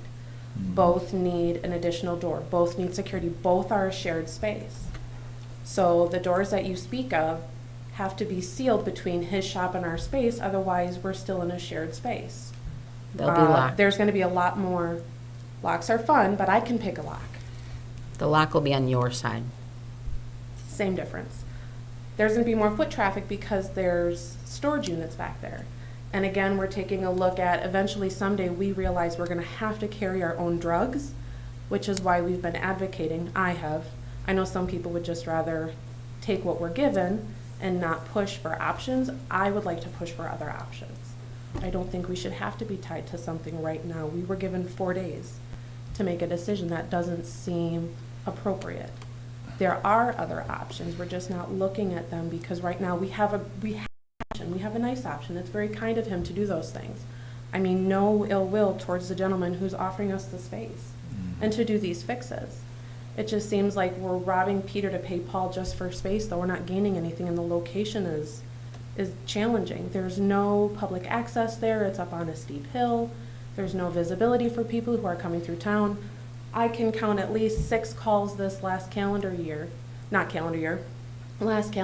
people actually came to the ambulance garage with their emergency. And it's right there on the main drag. They can see it. It's a visible space. Being pushed up in the hill like that, that's not a visible space. And again, there's no public access to it. We're way off the beaten path. What about the old clinic now, right across the street from my house? The old Unity Point, that's vacated, they're out. That could be an option. All we need is a garage. 5 years is what, 90,000 we would be paying in rent over 5 years? Math is not my strong suit. That 90,000 could go a long way in procuring a building that would be more suited for our needs and eventually hopefully tethering us potentially to the police department as an added level of security with the narcotics that we're most likely going to be expected to carry in the near future. So you think it would be better to sit in your building as it is for 5 years? I think it would, I'm asking for options. I'm just saying though, like, I hear what If you're you saying. say what you're saying I'm about just asking saving the for money, options, that means though. that's 5 years of saving money. Everything we need to do to this space that we're currently in is almost everything we need to do at the current space you're putting us in with triple the rent. We So- just get more space. Right, so if we were to go to the current landlords and say, for the extra $1,000, let's say that we're spending for $12,000, all the things that you're saying, I'm guessing are 3 or 4 years worth of changes that they would have to make, if even that. And I don't even know, like, I don't remember what the backside of it is, but I know that, Kim, you had said a big thing was being able to have a deeper bay. And I'm assuming that that's not something that, you can't do that there. So No, even we if would have you, to add on to the front of the building and extend it that way to make a deeper bay. but again, we don't own that, and so. Correct. I know. agree.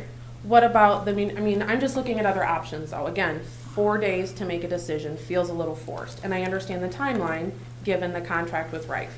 It just seems like we're investing and we're committing 5 years in another rented space that is going to be made due for us versus taking a look at truly what we need to just keep moving forward. It's my dad's mentality. If you can't do it right the first time, when you find right time to do it right the second time. It's just a challenging situation that I feel like we're being stuck in. It's take this now because it's here now and we have to make the decision now, or stay where you're at. It feels forced. There seems to be very few considerations for options. And there are options. This is a big town. And we're told that the community is in huge support of us and all the work that we do. We haven't really given the community a whole lot of time to present their options as well. I'm sure somebody in town has an idea too that could be very viable for us. Is your concerns shared by the whole EMS department? No, everybody's got their very own opinion. I'm just speaking on behalf of me. Okay, thank you. She does have some valid points. We're paying triple the rent. Triple the rent. The space is great. Again, can't say that enough. And I truly appreciate the fixes that he's offering to make. It just seems like everything he's willing to do for us there. Have we even talked to Joe Rife about the fixes and about staying, or about having him even vacate that whole side section and using that as space? Or again, the clinic, or putting us in the places where the squad cars are parked. I know that's a diamond in the rough, but that's a massive space that if we can, that's already a city building. If we It's a committed utility building. Uh-huh. Well, I'm Owned by the saying, city of Cascade, correct? well, it only has to be legally put in our name. We didn't Okay. pay for it. Okay. They just My let the point two is, parking it's a stalls. building operated and inhabited by city employees and our government entities. Why not invest a little bit into something we already own, so we're not putting money again into rent that goes nowhere, ultimately for us in the future? And I've said it before, we're never gonna get a new building unless we ask. So my ask would be, at some point, we start taking a serious look at building a building. The consultants were hired for $19,500 to help address a personnel crisis, and we're spending all of this time on a building. Where'd that money go then? Yeah, the rest of it was a Well, grant. You sought out, yes, I am aware. But ultimately, we paid this gentleman $19,500 to help us solve our personnel crisis. And we're spinning our wheels on a building. Building Well, is just a piece of that puzzle. Correct. The rest of it is personnel. The I majority of believe- it was working out. Yeah. And we have that on the agenda for later. Correct, that was all done in secret last meeting, yes. I would say it Gotcha. was because it was in personnel, it was an appropriately handled closed session, not secret. But and that will be addressed in the next month, but things have to go in a certain order of. Sure. And I think that everything that we've heard is that the council is committed to the other recommendations that do affect personnel. But we have to do one thing at a time, and certainly it's up to the council if you want to proceed. I did not get the impression from other EMTs, I think that Mike was supportive of making the change. I think Kim. Again, that's why I'm standing here on my own, Right. I make waves. It's what I do. I don't think it's appropriate to just say, here's your option, you have 4 days, figure it out. Oh, by the way, we've already done all the legwork. It's probably just gonna happen. So here you go, here's your building, yay. Well, I think out of respect to the council for making that decision. Sure. all the things that are being changed, besides the ones that Chad were making, are us listening to you, because we did not make that list. Your crew, maybe not you, but Kim and Mike presented that list to us, and so out of respect for you and the things that you do need today, you're getting all the things, and yes, does it cost more money, but there's no reason that we're gonna think that we're gonna pay $500 to the existing location and ask them to spend $75,000 on a building. Sure. So while I I understand. understand, has he been approached, would be my question though. Has he been asked to upgrade and make updates? I did not ask that question. I said Okay. that we were having a conversation about possibly moving. Okay. All I was asking for was options. The Unity Point property would be quite costly, because you'd have to have an ambulance storage garage We built would as just part, need a building for our ambulances, correct? because of the overhead, yeah. Correct. Just an option, just options. That's all I was asking for is options. Seems like the decision was made. It feels like it was made. And yes, we did go as a group. We did go as a team. I was a part of that conversation on everything that would need to be done. And my ask was the same to my team as it is to you guys, is for options. That's all. Thank you. Thank you. What are the options to, or what happens if we put this off to the next council meeting? I mean, do we still have time to continue to talk about it more as a group? I think he's got people waiting in line to rent that property. You hate to pass that up. I mean, if he's willing. Well, that would be, I guess my ask would be to, I'm assuming is the next council meeting in 2 weeks-ish? Oh, no, is there an extra Monday? 2 weeks, yep. Should be. They're always every 2 The weeks 11th. unless there's 5 Mondays. You know, because we'll be having a meeting in another week, yes. You know, if we have more discussion on it. So I guess my question would be, what do you feel like would be different in the outcome if you had 2 more weeks, Kim? Well, so I don't know how much more discussion will come about amongst our own group, but then, so you had said that that other person, not Chad Dimmer, had come about, so how did he even hear about us wanting a garage? You know, so maybe this is just starting to get out in public knowledge, like that, so maybe other businesses, construction guys, like, that own lots of properties around, you know, maybe they were never aware of our building situation, and now they come forward, given the opportunity to be like, hey, well, this is what I have available, or maybe possibly coming available, that my current renter is going to, you know, end his lease on such and such date. Always a possibility. It's just timing. It is, yeah, timing. And it's hard because we understand that sometimes things happen quickly, but again, like sometimes it's opportunities, like that building's been vacant, the one that we're considering tonight, or is on the agenda, has only been vacant. And so, to the mayor's point, like, that is premium location, and having the landlord that he is, like, he does things well. He's And a so, good- nobody's not gonna yes. wanna rent from him.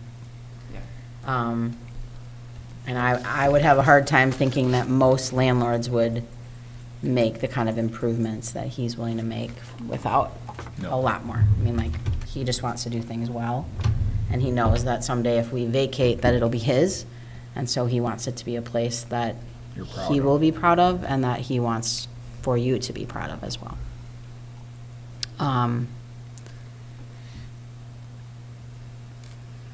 You know, and it's like, no, like, literally, we talked about it, and you were there from the very beginning.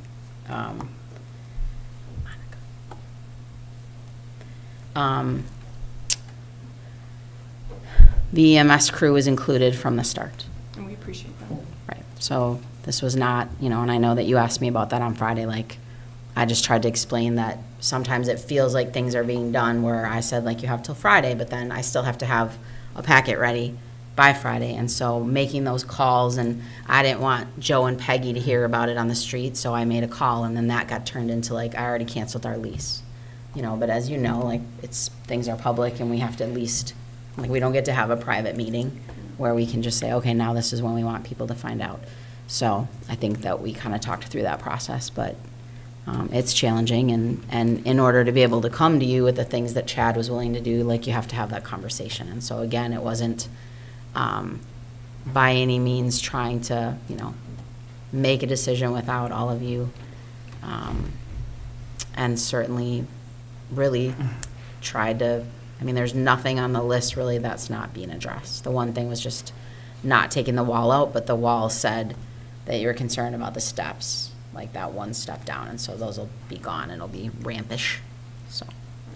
Are there certain deficiencies that you're concerned with, specific, that we should know No, about?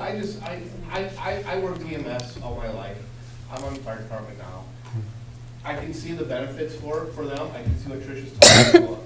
You're spending 3 times the cost of rent, where you have a service who's struggling, but on the flip side, it is actually a great selling point for recruiting people to have a nicer new building. It really does help. I agree with Tricia, though, it's a horrible location. From an EMS and a safety standpoint, you want to be either on the highway or the highway over here, because that's better access. And I agree with Trish, where, if you do have someone that's trying to find the ambulance garage, they're going to a place that has a business that has a shop there. And you're going, am I in the right place? So I can see both sides of the coin here, but is it a Band-Aid fix? Are they willing to make some changes with the existing ways? To me, that seems the first route to pursue. Apparently, they've been good to you guys for years, from what I understand. Start there before, you dive into paying triple the cost. Because the money you're gonna save, not paying out of that extra rent, can go towards a new building.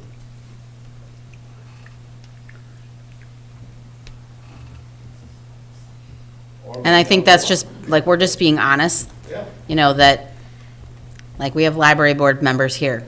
Like, you were in this boat saying, like, why are we not getting a new library?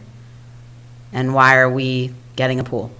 But the community decided that pool, and so everything has to happen. So we've had, like, EMS is important, but some things you can resolve while you may be spending $90,000 over X number of years. We have the ability to get a facility for EMS that doesn't break the individual year's bank. But we have the library, we have the highway, we have had baseball people here who want a significant amount of assistance because that brings people here. We have pickleball people. And again, those are fun things, and no suggestion that we're putting EMS behind those kinds of things, but that's all the pressure that the council has to balance. And you can't rent a baseball field, and you can't rent a pickleball, and you can't rent a library, whereas we can rent that. And so while sometimes it feels like that, and it's certainly a way that a lot of people feel like we would never rent, we should build it. But being honest, like, we don't have the money right now. I would say the council would not be able to allocate the money for there to be a new facility. But that doesn't mean that we don't care about you having something that's better, and so that's why it's not a forever thing. But you also can't ask him to spend that kind of money and say, we only want to come for a year. I agree. So, to me, this seems like a good compromise. I have But- a question on one of your statements. So where the building, the current facility isn't where the access? No, I mean for getting out on the roadway.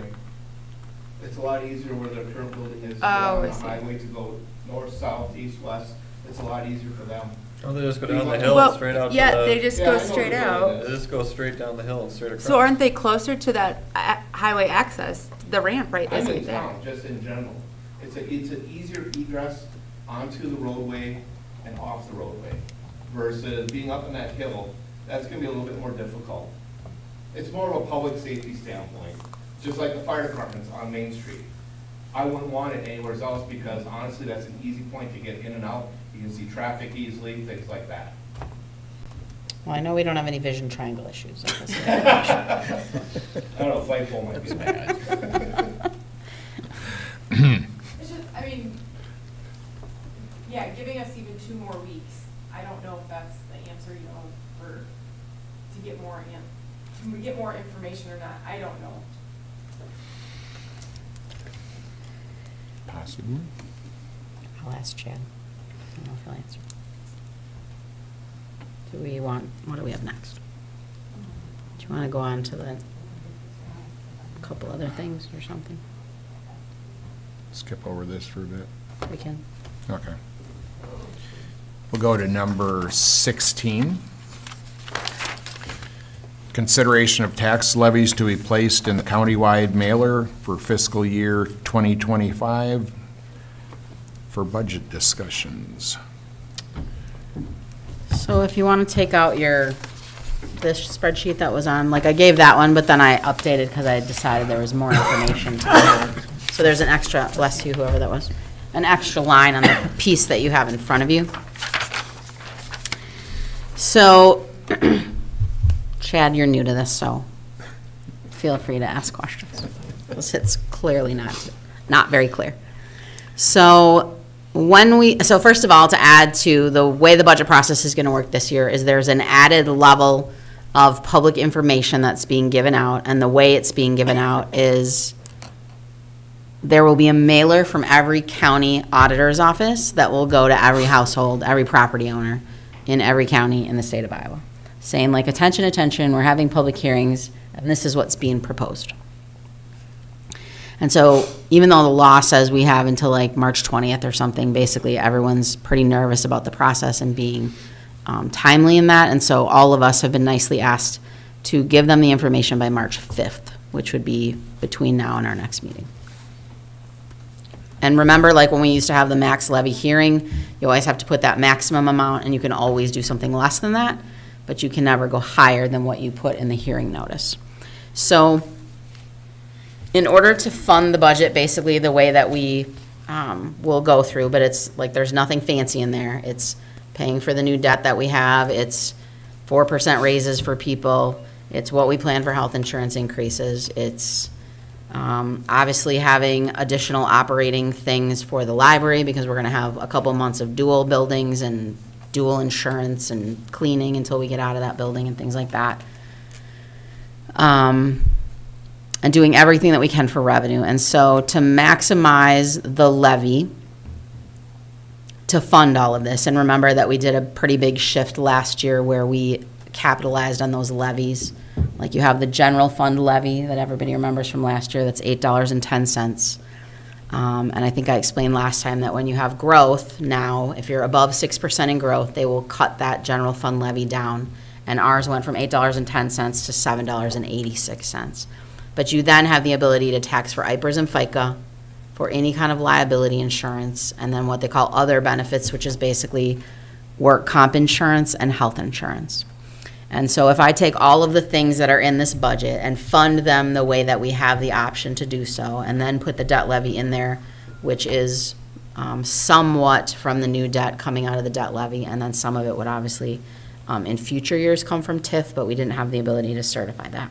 So I want to go through what it looks like, because obviously you know that people care about how it affects their house. So the problem with this notice is that the notice is based on the levy, and the levy is the dollars. So clearly, if we're going to levy more dollars to be able to fund this, the dollars look like a big increase. So if we do the notice, it's going to be about 20% increase is what the dollars will look like. But when you have growth to capitalize on, there's no way to show in that report that because you have more thousands, 9% more thousands to tax on, there's no way to account for that in the dollars that you collect. So if we were to do this way, it'll show about a 20% increase in the dollars that we collect, but I want to show you the impact to the houses. So we have two scenarios. If you stay on the left-hand side, that's your house value. So at the first number, it's a $200,000 valued house, and then skipping down 2 lines, it's $400,000. And those were the ones that we used last year, which are fairly common. Like there's not a ton of houses under 200, and most of them are 4 or slightly higher. So to start, last year, if you go across, if you also remember that we don't levy or we don't tax people on 100% of their value. There's that thing called the rollback. And so last year, the rollback amount was 54%. And so of $100,000, you would pay taxes on $54,000. But again, this was a $200,000 house. So at that number, the taxable amount last year was this $109,000. So the total tax rate that we actually had, if you look at the top of the fourth column, you see the 28.95. That's when all the taxing jurisdictions came together, the counties, the schools, the city, everybody's taxes. It's the $28 that people paid on their tax bill. So their total tax bill last year on a $200,000 house that had the rollback of 54 is taxed at 109. They paid $3,100 on their total tax bill. The city's portion of that last year was $11.12.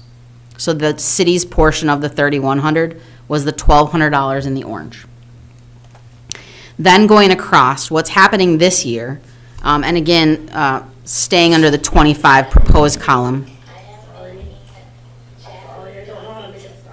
The $11.12 per thousand would go to $12 to fund everything as we have it and not have to make any significant cuts. Would be $12.50. And so that's per thousand. But what you see happens in this year, when you go to the second row under the $200,000 house, the rollback number is being decreased to 46%.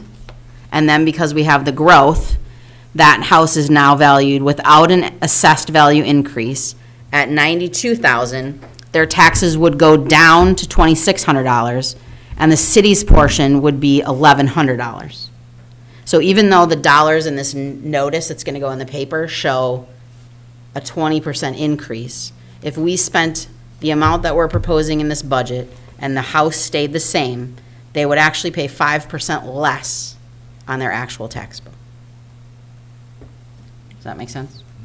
Okay. Now, a lot of people's values went up. Significantly. So my scenario here is a 10% increase. They said that there were some that were higher, some that were about that, and it tended to be the lower ones had the bigger increase, is what the assessor's office is saying, because that was where the market fluctuated a lot, like 100,000 now became like a $200,000 house, that there's, again, like hardly any hundreds. So my scenario here is that the 200 goes to 220, okay? So again, you're still at the 46%. Your taxable value is now 101. The total tax rate, if it was the same as last year at 28, they paid $2,900. And now the city's tax portion of that is $1,275, or a 5% increase.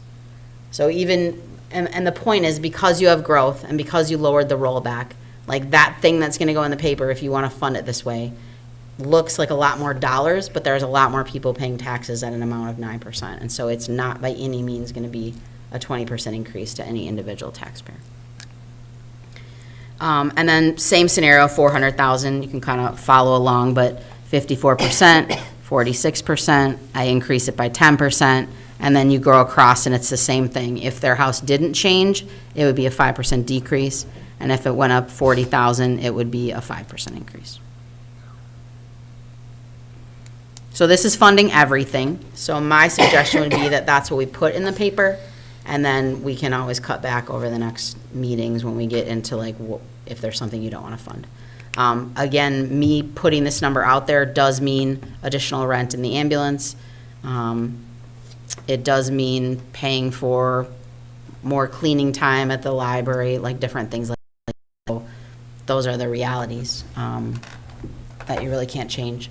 The insurance, is going to go up again. That's something that you can levy on that liability line item, and so some of those things.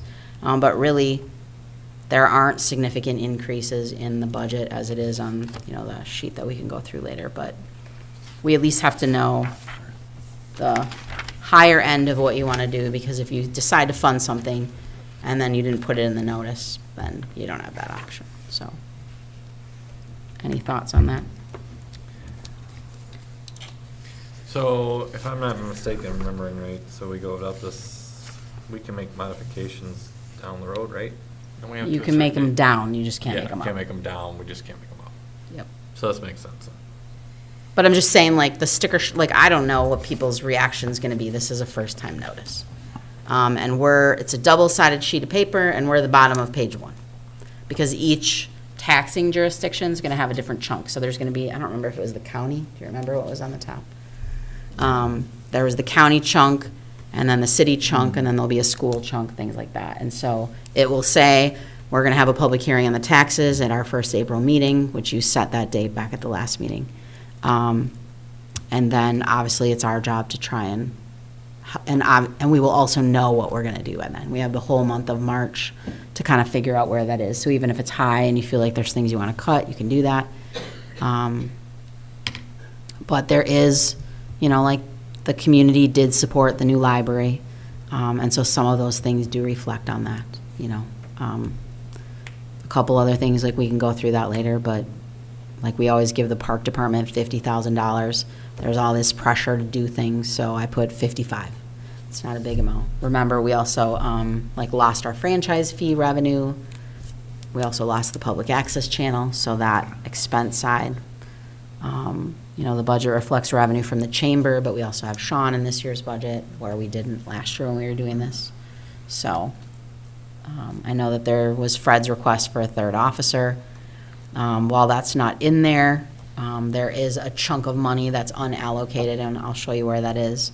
I think some of you that said you might think that's a good idea, that maybe we'd do it later in the year, so we're not trying to fund something at a full amount this year, but kind of figure out, like, if we back up the number that you feel like you can spend on it, then maybe that means it's happening in the fourth quarter or something like that, so we can go through that. But so really the question, when you look at the memo on page 40, those are the dollars that, because Kathy, like I said, would have to send into the notice dollars. So I wanted you to understand what the house situation would look like. If you look at the memo, like I said in here in the middle kind of line items, it shows that the 786 is now the 810, and then fully funding the different levies that we have. The option for is 902 for the general fund, and then there's $95,000 in insurance. One of the other things that this reflects is that some of the things that we pay for out of road use. And then I think Bill and Steve, you've always, talked when we get to this process about, like, trying to allocate more money towards fixing things, and we were able to do that to some degree last year. So if we levy for things like the road department's liability insurance and not use road use money, we then have the ability to take some more road use money and put it towards projects. Whereas you can't levy separately for road use or road items, like only road items can fit into the $7.86. So some of it is moving them around to be able to help capitalize on things that you want to be able to do. And as we know, we'll never catch up on streets, right? You'd be correct. So then FICA and IPERS, same thing. Other employee benefits is all health insurance and work comp. And then I also put something that we didn't have in there last year, if you recall, that we have a third-party administrator for health insurance, and we have costs that we pay on behalf of employees. So that's like an example of something that we didn't fund with the levy last year, but that you could, so that you have the ability to do things like pay more rent at the ambulance or have additional expenses at the library, and other things like that. So does anybody have any concerns about putting these numbers in?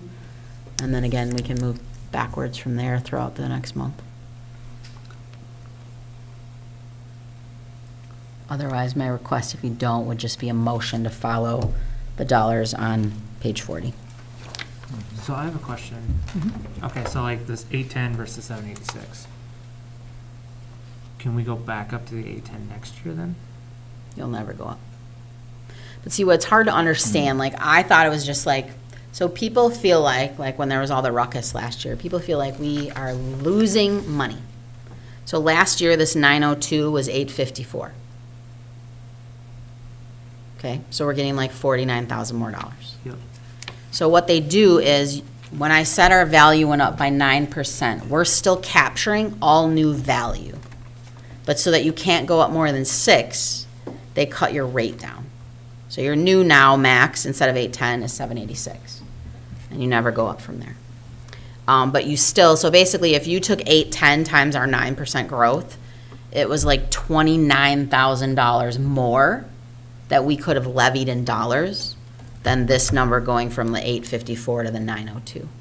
So we captured like 49,000 more dollars, but we would have been able to capture like 75. So people made it feel like, when you would like read all the ruckus, like amongst all the administrators, like they're how are we supposed to operate on less money? You're not operating on less money if you grow. You're not getting allowed to go up as much if it was the old rules. Does that make sense? So instead of 75, you get 50.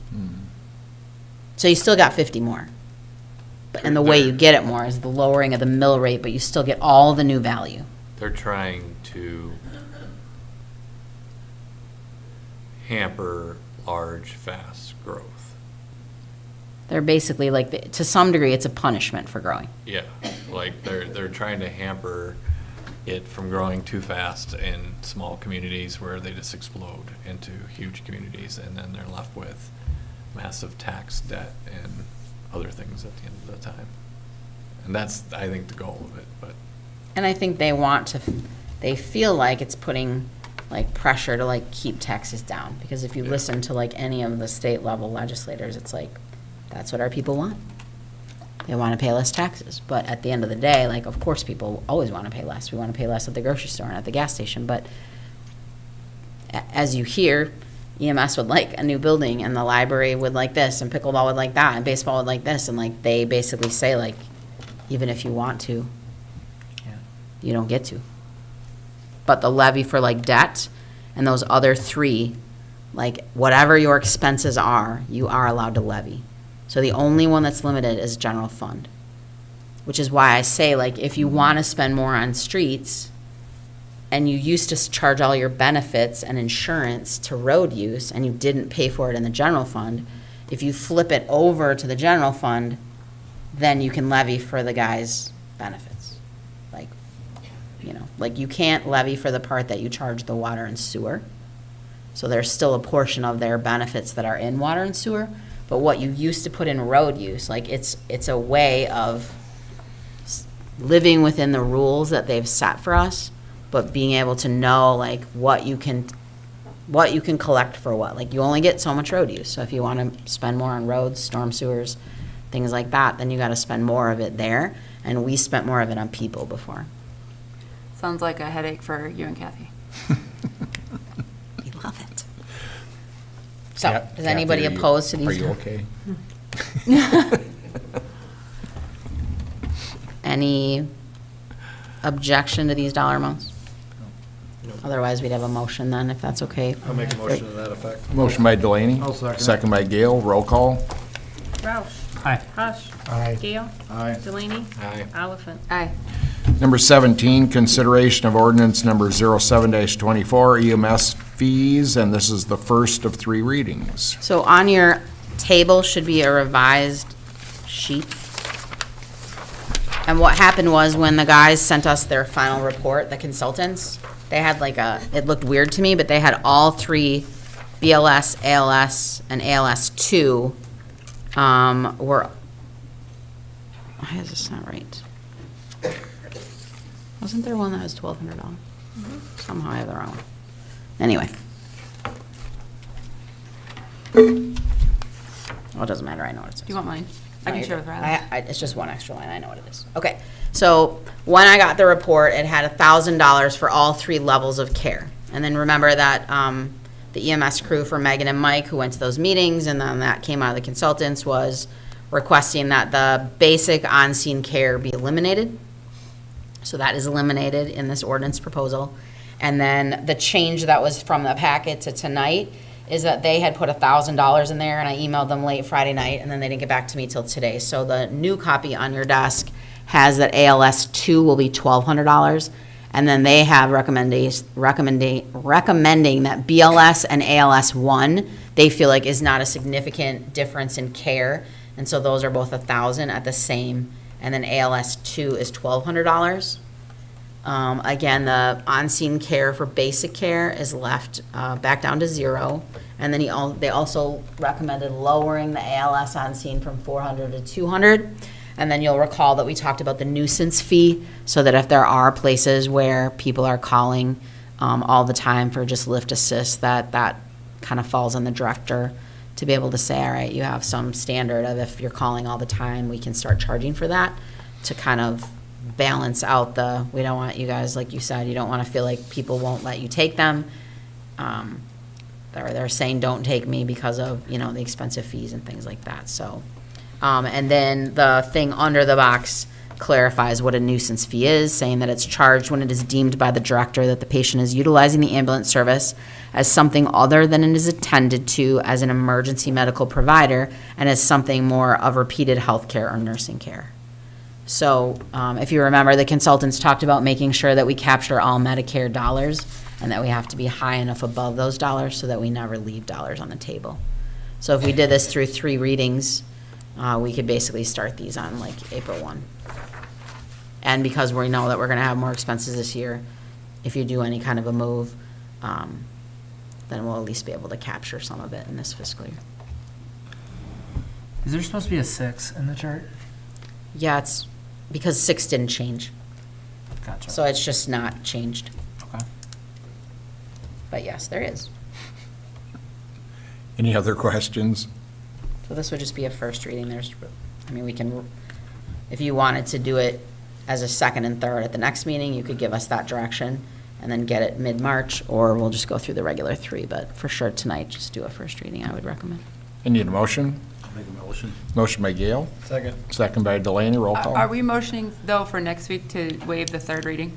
Do you want to do it in 2 meetings or Says 3? Motion. Sorry, Chad, I just, I'll make a motion to, yeah, for 2 2 meetings? Okay, yes. thank you. But I have a question. I guess Kim, Trish, do you guys have any concerns with this? I only have one quick question. What's the difference between ALS 1 and ALS 2 calls? You tell me. Usually it's 3 drug pushes. Okay. ALS 1 is I just ALS didn't see it. assessment. I'm guessing billing knows. ALS assessment and transport. Usually your ALS 2 is at least 3 drug pushes, so 2 pain meds and Zofran. And I think when you, There's some other things in there, but that's the most common. and I'm guessing when you send in your report, then they know, so I can always we can email Tim and ask him what they say at LifeQuest. Like Mariah takes care of that. Right. So I don't know if she knows, or she picks it, or if it's just based on what you send in, like you said, based on how much stuff you did, that it's considered a level 2. It's obviously something with more There's care. actually an ALS 3 and a critical care charge too, which gets more complicated, but in a cardiac arrest, they could actually be billing for an ALS 3, which is significantly more. Got it. We have a motion and a second, roll call. Hush. Aye. Gale. Aye. Delaney. Aye. Oliphant. Aye. Roush. Aye. Number 18, fiscal year 25 budget discussion. Can we go back to the lease? To 15? Chad said no problem if we want to wait 2 weeks. Okay, it's incredibly kind of him. so we just pass on this? Very appreciated. So we'll plan on it being back on the agenda. Gotcha. I guess I can go talk to Joe and Peggy at what kind of money they're willing to spend on the building. And what it would increase our rent by. Correct. Okay. And then Kim, if you have other, Trish have other ideas, we can have a little more time. Okay. Thank you, guys. So we'll just take no action. Yep. All right, back to the budget. If it's okay, the library board has been sitting patiently in the gallery. So, did you guys get your copy since I made a couple changes? Okay, where's my budget? So if you would like to turn to the 410 accounts on page 10, we'll look at expenses.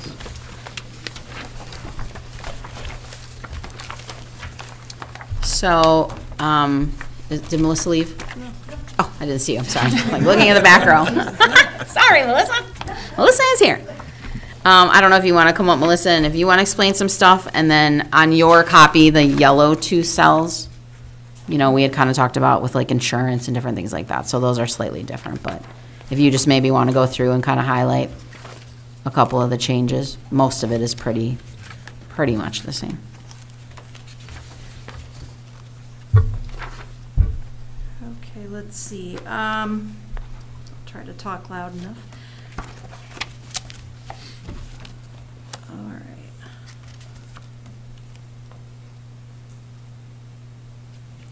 So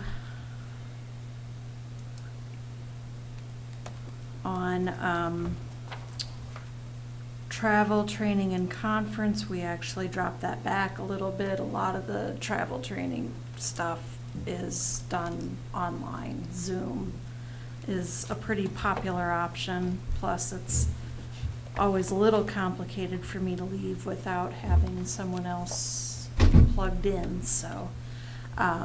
Building repair and maintenance, we left it at well, let's see, we dropped it back just a little bit, mostly because we don't know what we don't know. I mean, we're still in the current building for most of the year, so it's probably better to just at least have something there so that if something bad were to happen, we're prepared. Repair and maintenance of equipment, same thing. A lot of the stuff in the current building is older, I mean, like the furnace or whatever, so it's better to probably be safe than sorry. I know we talked at our meetings, and I think Lisa was able to kind of figure out like the utilities part of it, and we talked with FEH, with Christy about that a little bit, just to kind of get an idea of a number, because it'll be 3 months in the new building, so we have to take a piece of that anyway and figure that out. Telephone and internet, we increased a little bit with the thought of getting a couple more hotspots for circulation. They're pretty popular in the summer months, and whenever people are out of school, planning trips seems to be a good time for those. I can't speak much to the general insurance. I think that's the building. The insurance on the materials inside, all of that good stuff. Software, we pretty much kept the same. Our online catalog usually takes up the lion's share of that. I think it's about 1,600, and then the rest of the 2,000, about 400 is there for something else, virus protection and anything else that might crop up. Let's see, professional fees. So year to date, it shows $18.24, but I know the fees for the American Library Association and ILA just went through. Yeah, these are as of December. Yeah. So I'll update them before the next meeting for January and February. So we might be a little bit closer to a right number there. Those are the main ones that we have, and then the Daylink one is like $15 a year, and that's Dubuque area libraries. Books, materials, we did do a slight increase of $3,000. Just like everything else, the price of those goes up every year. Price of our databases, newspaper subscriptions. We always kind of look at our usage statistics, and so if something is becoming less used, for example, audiobooks on CD, we look at kind of gradually phasing those out.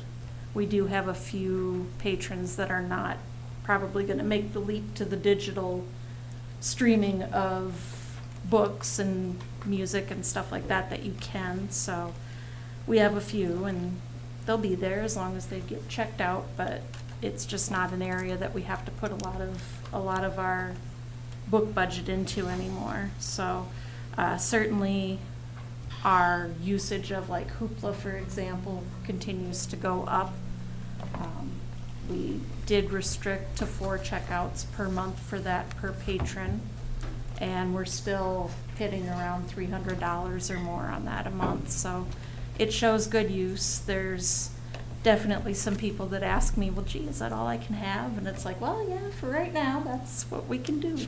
But there's also the Liddy app, so they can get stuff through there too. So office supplies, that one I think I talked with Christy about, and we kind of came at a number that was what we thought would work for the old building and the new building. And then we hadn't previously really put anything under miscellaneous operating supplies, but we always spend something there, so we thought we better, you know, just kind of shift things around a little bit and allocate for that.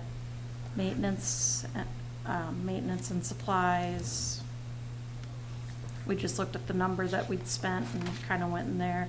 Program materials, again, talking with Christy at FEH. Certainly once we get into the new building, I can definitely see that there'll be an outlay for some programming, certainly grand opening kind of things and getting people inside and visiting and checking things out. So I'm sure there'll be some programs there. And then, of course, we always have our usual programs that we do and summer reading and all of that stuff. So we do have programs that we spend money on, and then we have programs where, maybe we get someone local that presents and doesn't charge us anything, like, like I know the conservationists don't charge us for programs, so we might utilize them sometimes, or,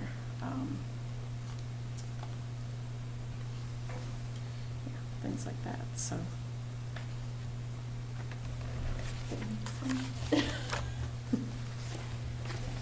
Have anything else?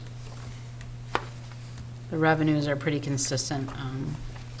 They're kind of scattered. They're not in a chunk like expenses are, but if you want to maybe explain if you go to page, well, Melissa doesn't have it, sorry. There's the open access money that we get, and then there's the 28E between Dubuque and Jones, and I think those are pretty consistent, right? Yeah, they're pretty consistent. I think Jones increases theirs a percentage each year, and I'm not remembering what the percentage is right now, but. Okay.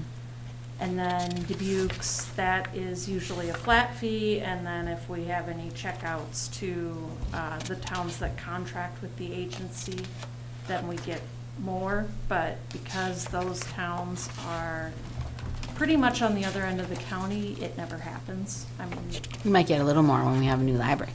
yeah, could be. I mean, like Balltown, Rickardsville, they're not really, Coming this way. yeah, unfortunately, so we don't usually get any more there, but I know we get money from the state to open access interlibrary loan, so. So I attended one of the library board meetings, and the one suggestion that I suggested, as you see, the line item for materials is increased slightly. We obviously know that we're going to have a fairly significant amount of additional space on shelves.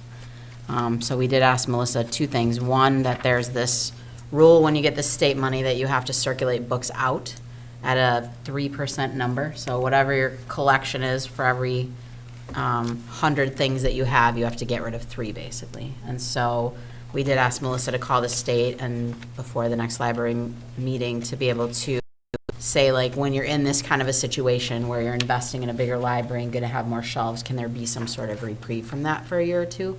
And then the other thing that I suggested, because everything we're buying this year, late this year and early next year, all has to get moved, that maybe they can spend a very small amount of money in the beginning of the year. Obviously, like, you have to do your electronic books and like those are monthly fees, but try to hold off on like book purchases, and then, so it'll look like there's not a lot being spent, and then really when we're ready to move, like, get a bigger chunk then, instead of like taking stuff off the shelf and trying to find a spot for it and buying new stuff and don't really want to get rid of it because we have more shelf space. And so that was one of the things that we talked about at the board meeting.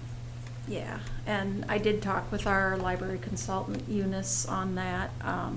And so far as the weeding thing goes, they usually look at not just the 1 year, but they'll kind of look back and get a percentage, so we'll be okay on that one. If we don't get rid of the full amount. Yeah, so Great. we're okay on that one. She did suggest, like, maybe getting a few new things each month, because, all right, for example, right now, the hot new book is the Kristen Hanna, The Women. I've got 10 people on hold for it already. So if I didn't buy that book, then, she basically said we would be training people to go somewhere else if we don't buy any new items. Right. So, And I think just lower. and I yeah. think, maybe 15 items a month or something like that. I mean, knowing that we are moving and that.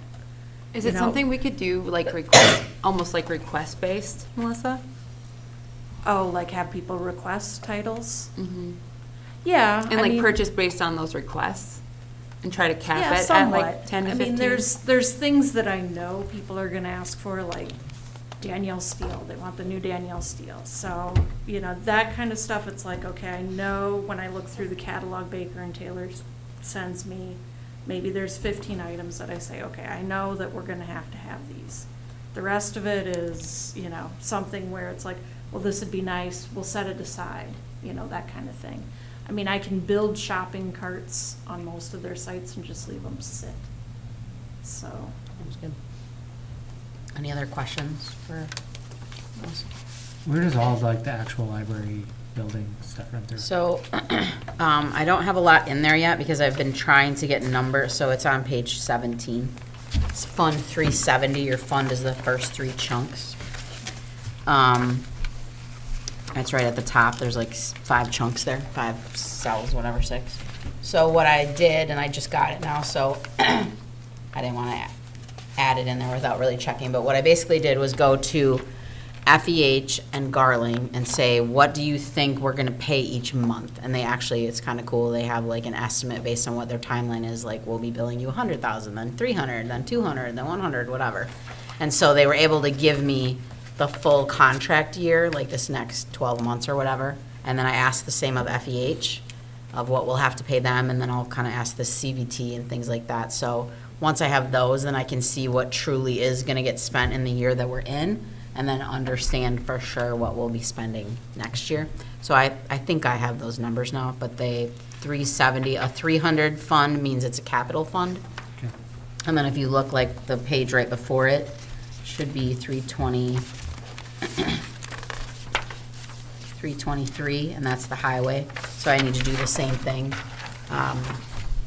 But they haven't committed to, like, when they're gonna start, because their Midwest is still bidding on other street projects, so I need to get the same thing in there so that I can plan, like, we'll obviously spend a little bit yet this year, and then understand what we're gonna spend next year. So those are the 2 big chunks, which, that's what 300s are for. Anything else for the library crew? All right. Thank you. Thank you. Thank you guys. Thank you.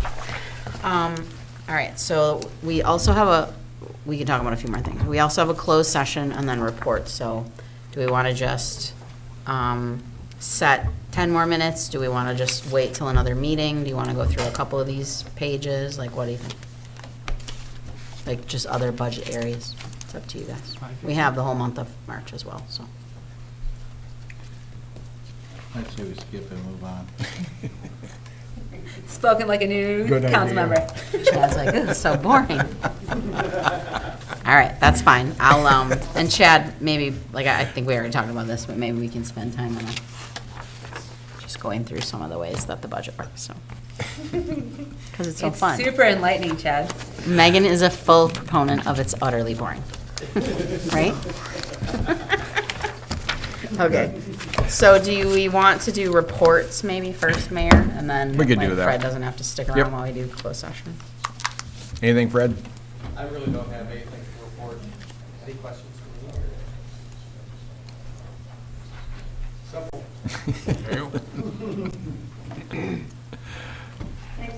Yeah. Thank you.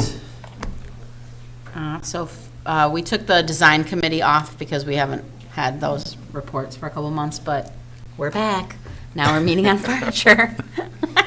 So I didn't invite, you guys are obviously welcome to come. We're having a meeting on Thursday, but I'm assuming that having the library board there and us is fine. But, so they're meeting Thursday. Just no and- lime green, please. That's all I Yes. ask. And when it comes to technologies, Mike's there. Yeah, no, he knows. He's Oh, already- just throw me under the bus. I see how it is. No, I trust your opinion, Mike. That's what it is. All Yeah, right, this is thanks. definitely Thanks, not Riley. IT stuff yet. Makes me feel good right here. Mike had a long, fun meeting with looking at all the plans and every single outlet, whether it was 2 dots, 3 dots, or a triangle in the dots, right? Yep. Yeah. It was fun. It was just as boring as the budget. That's not possible. Yes. Well, maybe it isn't to Mike because he's like, ooh, you get to all the fun stuff. It Right? was more exciting than the budget. Okay. So anyway, so that's the update. Oh, we also have a pre-con. So that's kind of my report and library, but the pre-construction meeting will be tomorrow at 2:00. I can't tell how many people are tuning in virtually, but I feel like I need to bring more tables in here because there's a lot of people invited. But we'll have city people here, the mayor will be attending. And we, in part of their agenda that they pre-sent me, like they're starting to look at their timeline. So definitely going to start soon. We were talking about that the electric crew is going to be doing the street lights installation, and as the utility board generously paid for those, and they're already talking about them having to get the bases in April. So definitely going to start moving. We have a variance meeting on the library tomorrow night, because we're not allowed to combine the lots because of different TIF districts, so technically we're like going over a lot line. And then I'm also gonna get the planning and zoning together in March to rezone it to commercial from residential so that we comply with the setbacks on the exterior sides. So if it's C2, then we have 0 setbacks. So you'll be seeing those. But after I have the pre-con, I'll let you guys know a little bit more. The last thing for the library is we are going to have a groundbreaking. The mayor and I discussed it over the weekend, and we think that we'd like to pick a night around 5:30. They know that part of their gig, the Garlings, is that they'll have gold shovel, so we'll have all of the elected officials and invite the library board as well. And hard hats, yes. So you don't hurt yourself with a shovel. And then what we were thinking about doing is I've been talking to Copus Creations about creating like some cookies that have our logo, the next chapter logo, and then invite everybody after the groundbreaking over to the library just for another little get together to kind of celebrate the start of what's been a long couple of years. So Have you guys set that date yet? no, I was going to wait until after tomorrow's meeting. I got like from some people, like if you have a date that's like absolutely you can't, feel free to send it to me and we'll everybody's dates work. We had first talked about doing it on a council night, but then we thought maybe it'd be nice to do it where we can go over to the library and have one last fabulous tour of the old facility. So if you have any dates that you can't make it, let me know. But we were thinking middle to late March, unless they're doing something significant before that, which is why I at least wanted to wait. Just be careful close to weekends, because you start running into graduations. Yeah. No, we would, I think, do a weekday. Don't you think? A weekday is better at Middle to like late 5? March, she said. Oh, she said March, sorry. Sorry, March, yeah. Yeah, my bad. I was like, people graduate that early? Sorry, my bad. But we thought a weekday instead of a weekend, just because everybody's so busy. Maybe like a 5:30. You can be back by then, right, Riley? Yeah. Everybody else is I can work in on town. that day too. Okay. Gotcha. It may make sense to see if the library, Friends of the Library can just maybe have something too, might be a good way for them to get Yep. some more membership. Definitely. So that's all I have for the library. Want me to finish my little report? Sure. So I had Big Iron here, Russ was here today, and we're gonna list the sweeper now that we have the other one up and running. So the old sweeper will be on their website. I think the final sale date will be the end of March, so we'll see how much we get out of that. Met with our insurance, Kathy and I met with, and Chantal met with the insurance company just to go over the renewal. So that's again an April 1st date. So we'll take care of that. Each year we have to meet with the DNR about floodplain regulations in our community. So we met with them. I met with them. They do that virtually now. So had that meeting, and then obviously just budget and everything else that's going on. So keep you in the loop on other stuff. Thank you. Thank you. That's it. Yes. And number 19, adjourn into closed session 21.51I to evaluate the professional competency of an individual whose appointment, hiring, performance, or discharge is being considered when necessary to prevent needless and irreparable injury to that reputation, and that individual requests a closed session. This is in regard to EMS personnel discussion. I need, Lydia sitting next to me, forgot her purse. Oh. Monica. There you go. Sorry. Fred, do you want to set it on my chairs in my office, and then I'll text Monica, so at least it's where she can get at it. Thank you. I need a motion to go into closed session. I'll make a motion to go into closed session. Motion by Oliphant, I'll second. second by Gale. Roll call. Gale. Aye. Delaney. Aye. Oliphant. Aye. Roush. Aye. Bush. She's here. She's here. We're just texting you, Monica. Do you want the mics on? Yes, please.